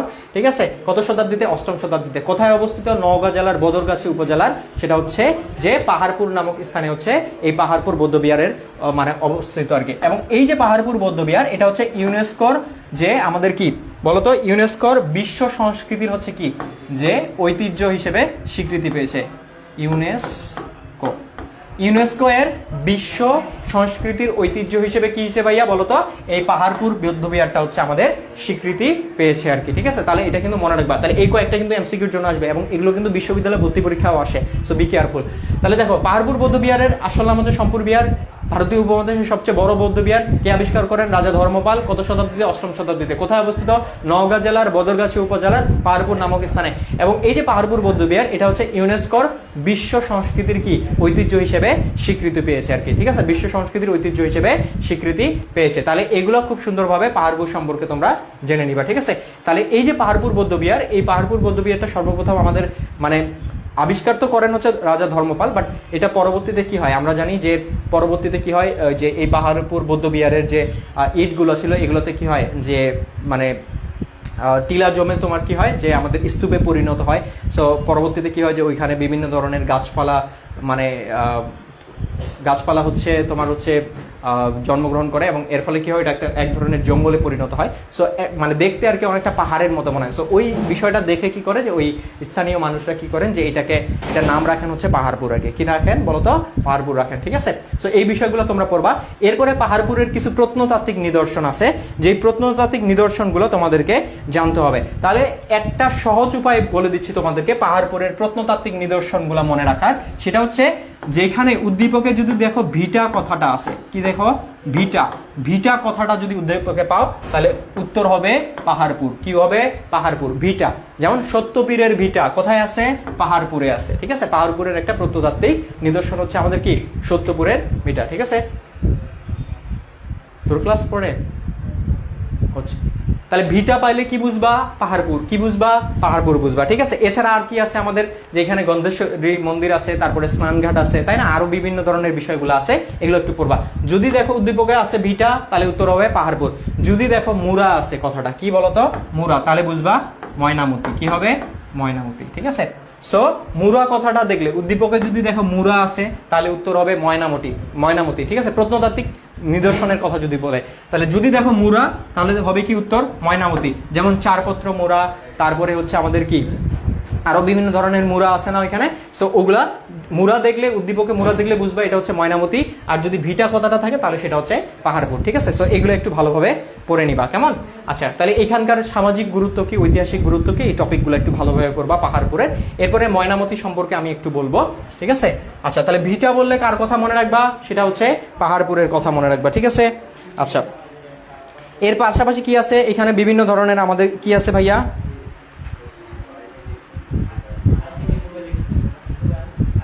তারপরে কি কি আছে আমাদের, স্নানঘাট আছে, গন্ধেশ্বরী মন্দির আছে, তারপরে জৈন বিহার আছে, তাই না, সত্যপুরের ভিটা আছে। এগুলো হচ্ছে পাহাড়পুরের প্রত্নতাত্ত্বিক নিদর্শন। এগুলো একটু তোমরা নিজেরা একটু পড়ে নিও। এরপরে এটার পাহাড়পুরের প্রত্নতাত্ত্বিক নিদর্শনের সামাজিক গুরুত্ব কি, এগুলো একটু ভালোভাবে পড়ে নিবা। এরপরে আমরা যেটাতে যাব সেটার নাম হচ্ছে ময়নামতি, তাই না? কোনটাতে যাব? ময়নামতিতে। আচ্ছা, এরপরে যাব ময়নামতি। Just a minute.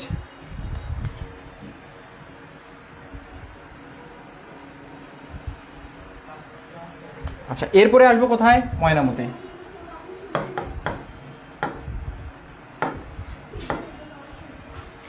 আচ্ছা, তার আগে আমাকে বলো পাহাড়পুর সম্পর্কে ক্লিয়ার কিনা।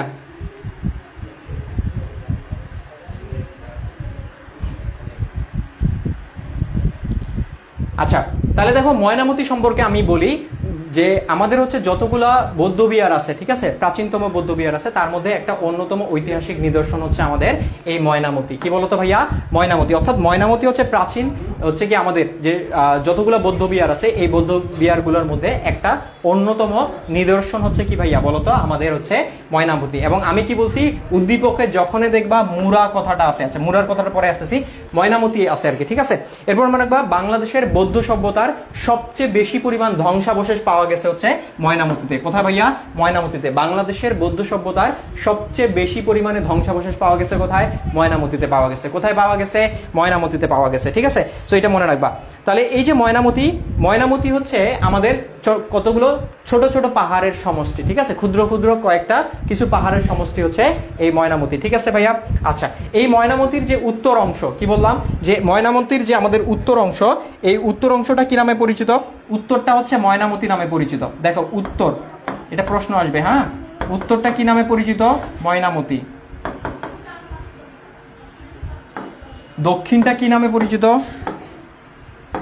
দক্ষিণটা হচ্ছে লালমাই নামে পরিচিত। কি নামে পরিচিত ভাইয়া? লালমাই নামে পরিচিত। এবং আমাদের হচ্ছে মধ্যাংশ, অর্থাৎ মধ্যাংশ যেটা, এটা হচ্ছে আমাদের কি নামে পরিচিত? এটা হচ্ছে শালবন বিহার নামে পরিচিত। কি নামে? শালবন বিহার, ঠিক আছে, শালবন বিহার নামে পরিচিত। সো এগুলো মনে রাখবা, ঠিক আছে। তাহলে ময়নামতির উত্তর অংশটা ময়নামতি, দক্ষিণটা হচ্ছে লালমাই, আর মধ্যাংশটা হচ্ছে আমাদের শালবন বিহার নামে পরিচিত, ঠিক আছে। সো এইখানে আরেকটা জিনিস হচ্ছে আমি বলে রাখি যে এই ময়নামতির নামকরণটা সম্পর্কে অনেক সময় প্রশ্ন আসে, ময়নামতির নামকরণটা কিভাবে হয় আর কি, ঠিক আছে।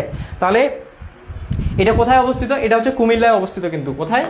ময়নামতি কোথায় অবস্থিত? কুমিল্লায় অবস্থিত, ঠিক আছে। তাহলে কুমিল্লায় অবস্থিত এটা আমাদের।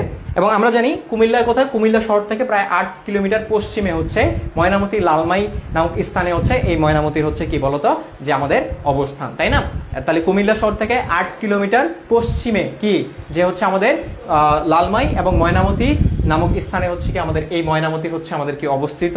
এবং এই ময়নামতির নামকরণটা কিভাবে আসে? নামকরণটা আসে যে ধরা হয় যে খ্রিস্টপূর্ব মানে হচ্ছে 9ম এবং 10ম শতাব্দীতে কি হয় যে আমাদের দক্ষিণ পূর্ব বাংলার কি হয় যে আমাদের চন্দ্রবংশীয় কিছু হচ্ছে রাজা কি করে যে শাসন কার্য পরিচালনা করতো আর কি ওই সময়টাতে। সো এই যে চন্দ্রবংশীয় যে রাজারা ছিলেন, এই রাজার মধ্যে অন্যতম একজন রাজা ছিলেন যার নাম ছিল মানিক, ঠিক আছে, মানিকচন্দ্র। কি নাম ছিল ভাইয়া বলতো? এই মানিকচন্দ্রের স্ত্রীর নাম ছিল ময়নামতি। কি বলতো? মানিকচন্দ্রের স্ত্রীর নাম ছিল হচ্ছে আমাদের ময়নামতি। কি ছিল?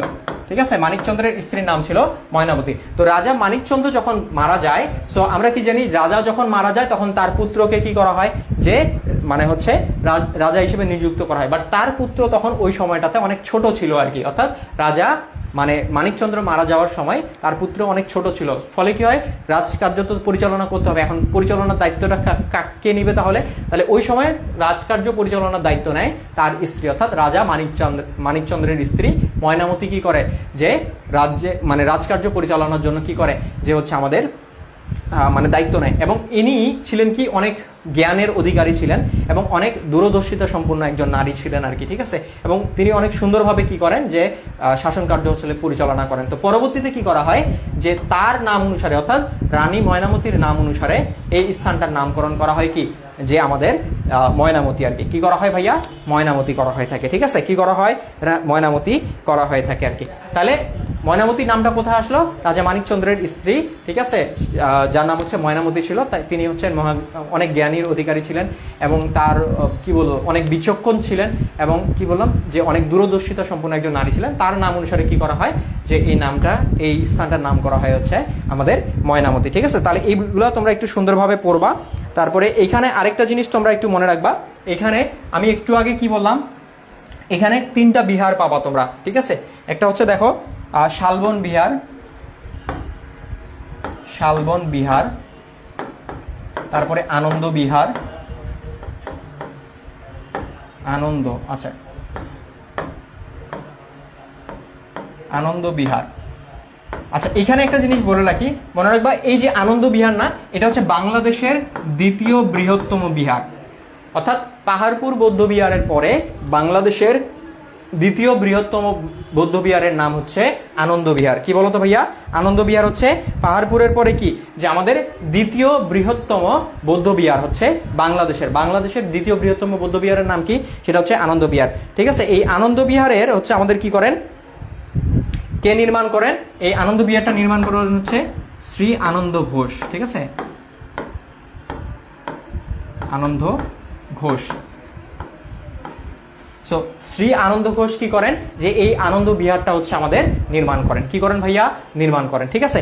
এরপরে আমি তোমাদেরকে কি বলছি, এরপরে আরেকটা বিহার পাবা, সেটার নাম হচ্ছে আমাদের কি ভোজ বিহার। আরেকটা নাম হচ্ছে ভোজ বিহার। তাহলে 3টা বিহার পাবা, শালবন বিহার, আনন্দ বিহার, ভোজ বিহার। যদি এগুলো দেখো এই নামগুলো, তাহলে এটার উত্তর কি হবে, কোন প্রত্নতাত্ত্বিক নিদর্শনের হবে, সেটা হচ্ছে ময়নামতির নাম আসবে, ঠিক আছে। আরেকটা কি, আর বাকিগুলো মনে রাখার জন্য মনে রাখবা মুরা কথাটা যদি উল্লেখ থাকে তাহলে উত্তর কি হবে, সেটা হচ্ছে আমাদের ময়নামতি হবে। কি হবে? ময়নামতি হবে, ঠিক আছে। যেমন ধরো তোমার মুরা কি কি আছে, রূপবান মুরা আছে, তারপরে তোমার চারপত্র মুরা আছে, ঠিক আছে, তারপরে হচ্ছে বড় মুরা আছে, ঠিক আছে, এরকম ধরনের মুরা আছে আমাদের, চণ্ডী মুরা, বরগাছা মুরা, তারপরে হচ্ছে চারপত্র মুরা, ঠিক আছে। এই যে মুরা কথাটা যদি পাও তাহলে বুঝবা উদ্দীপকে সেটা হচ্ছে ময়নামতি উত্তর হবে। কি উত্তর হবে? ময়নামতি। তাহলে ভিটা বললে পাহাড়পুর, মুরা বললে ময়নামতি, ঠিক আছে। তাহলে এগুলো সুন্দরভাবে পড়ে নিবা, চারপত্র মুরা, রূপবান মুরা, ঠিক আছে, বড়গাছা মুরা, এই যে মুরাগুলো আছে এগুলো হচ্ছে কোথাকার প্রত্নতাত্ত্বিক নিদর্শন, সেটা হচ্ছে ময়নামতির প্রত্নতাত্ত্বিক নিদর্শন, ঠিক আছে। আচ্ছা ক্লিয়ার কিনা একটু বলো তো আমাকে সবাই। তাহলে এগুলো একটু নোট করে নিবা, হ্যাঁ, আমি এটা স্লাইডে অ্যাড করিনি তোমাদের, বাট এটা একটু পড়ে নিবা।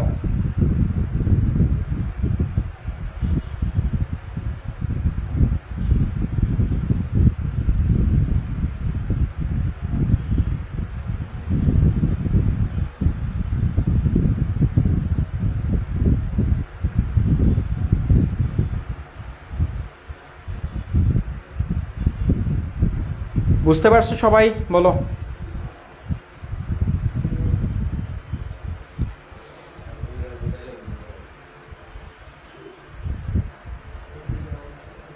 কি হয়েছে আপন, কি হয়েছে? আর 2বার বুঝাইলে বুঝবা।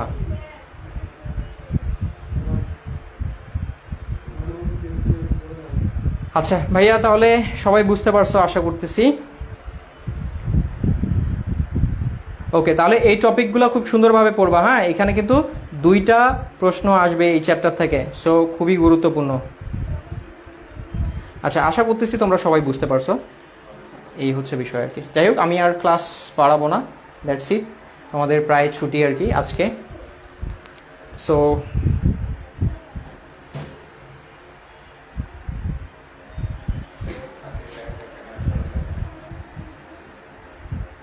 এই কথা ভুলিও না, না না শোনা যাবে না। তুমি না গান শোনো,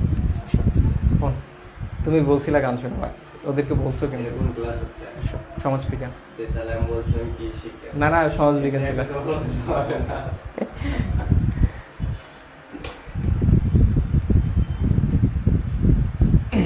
গান শুনতে যাচ্ছি, কি করবো।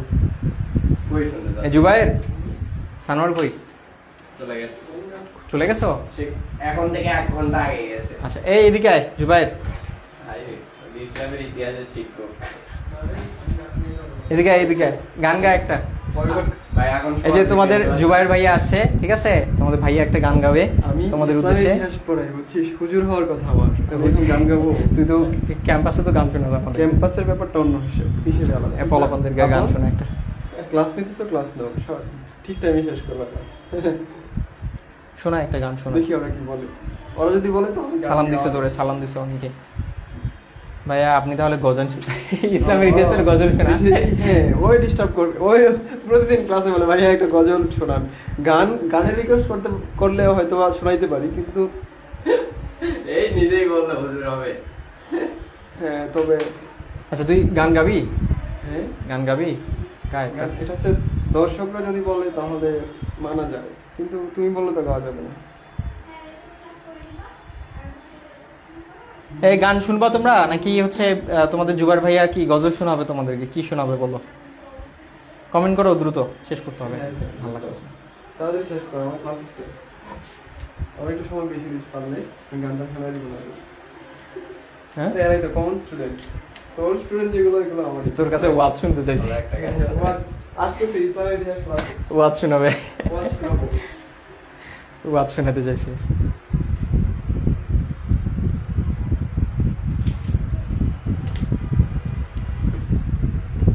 পড়া। কি গান শোনাবো আমি? আমি তো ভুলে গেছি। আচ্ছা গান শুনে একটা। ওই জিনিসটা শোনাও। কোনটা? কি জ্বালা।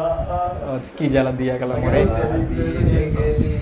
আচ্ছা তুই বাজারে সুন্দর হইতো হয়তো অবশ্য। নিয়ে আসছো? নয়নের কাজল পরাণে বন্ধু রে। না দেখিলে ওই মনে করবে আমি গান পরাণ গাইতেছি। পুরে। আচ্ছা যাই হোক, একটা কষ্টের গানই শোনাই তাহলে, ছেঁকা খাওয়া গান আর কি, ঠিক আছে? সো তোমাদের আপন ভাইয়ার উদ্দেশ্যে হচ্ছে আর কি, ধরো সাপোজ ধরো একটা সিচুয়েশন দিচ্ছি তোমাদেরকে, যে তোমার আপন ভাইয়ার গার্লফ্রেন্ড হচ্ছে কি হয়ে গেছে, গার্লফ্রেন্ডদের সাথে তোমার আপন ভাইয়ার খুব রিসেন্ট সময়ে হচ্ছে ব্রেকআপ হয়ে গেছে আর কি, ঠিক আছে? সো অনেক কষ্টে আছে সে, তো সেদিক থেকে সে হচ্ছে ধরো মানে কষ্টের সময় কি হয় সবচেয়ে বেশি গান শুনতে ভালো লাগে না, সেটা হচ্ছে ছেঁকা খাওয়া গানগুলা শুনতে ভালো লাগে আর কি। তো ধরো তোমাদের আপন ভাইয়া হচ্ছে মানে কষ্ট পাইছে অনেক বেশি, সেই জন্য সে একটা ছেঁকা খাওয়া গান গাবে আর কি এরকম ধরনের। তো তোমাদের আপন ভাইয়ের হয়ে আমি হচ্ছে বলতেছি, যদি আমার গানের কণ্ঠ ভালো না। আচ্ছা, কি জ্বালা দিয়া গেলা মোরে, নয়নের কাজল পরাণের বন্ধুরে, না দেখিলে পরাণ পুরে, না দেখিলে পরাণ পুরে, কি দুঃখ দিয়া গেলা মোরে, নয়নের কাজল পরাণের বন্ধুরে, না দেখিলে পরাণ পুরে, না দেখিলে পরাণ পুরে, না রাখি মাটিতে, না রাখি পাটিতে, না রাখি পালঙ্কের পরে, না রাখি মাটিতে, না রাখি পাটিতে, না রাখি পালঙ্কের পরে, শিথির সিঁদুরে রাখিব বন্ধুরে, শিথির সিঁদুরে রাখিব বন্ধুরে, ভিড়িয়ে রেশমি ডোরে, ভিড়িয়ে রেশমি ডোরে। আচ্ছা আমি আর পারবো না এই গান, আমার পক্ষে এখন রাইট নাও আর কি 2 ঘন্টা গাওয়ার পরে সম্ভব না, ঠিক আছে? আমি তোমাদেরকে আমার হচ্ছে একটা গান শোনাই, সেটা হচ্ছে আমি তোমার ইয়ের গানটা শোনাবো। এই গান এখন আসবে না, এই গান হচ্ছে ক্লাস কথা বলতে বলতে গলা ডাউন হয়ে গেছে, এমনিতে সুর দিতে পারবো না এটাতে। সো আমি হচ্ছে অনুপমের একটা গান শোনাই আর কি, ঠিক আছে? হ্যাঁ, বলে যে এক্সট্রা টাইম চার্জ করে, কিন্তু দেবো না। আরে না, এক্সট্রা টাইম কি শেষ সালা। আচ্ছা, আমাকে আমার মতো থাকতে দাও, আমি নিজেকে নিজের মতো গুছিয়ে নিয়েছি। আমাকে আমার মতো থাকতে দাও, আমি নিজেকে নিজের মতো গুছিয়ে নিয়েছি। যেটা ছিল না সেটা না পাওয়াই থাক, সব পেলে নষ্ট জীবন। তোমার এই দুনিয়ার ঝাপসা আলোর কিছু সন্ধ্যের গুঁড়ো হওয়া কাচের মতো, যদি উড়ে যেতে চাও তবে গা ভাসিয়ে দাও, দূরবীনে চোখ রাখবো না না না না না না না না না না না। এই জাহাজ মাস্তুল ছারখার, তবু গল্প লিখছি বাঁচবার। আমি রাখতে চাই না আর তার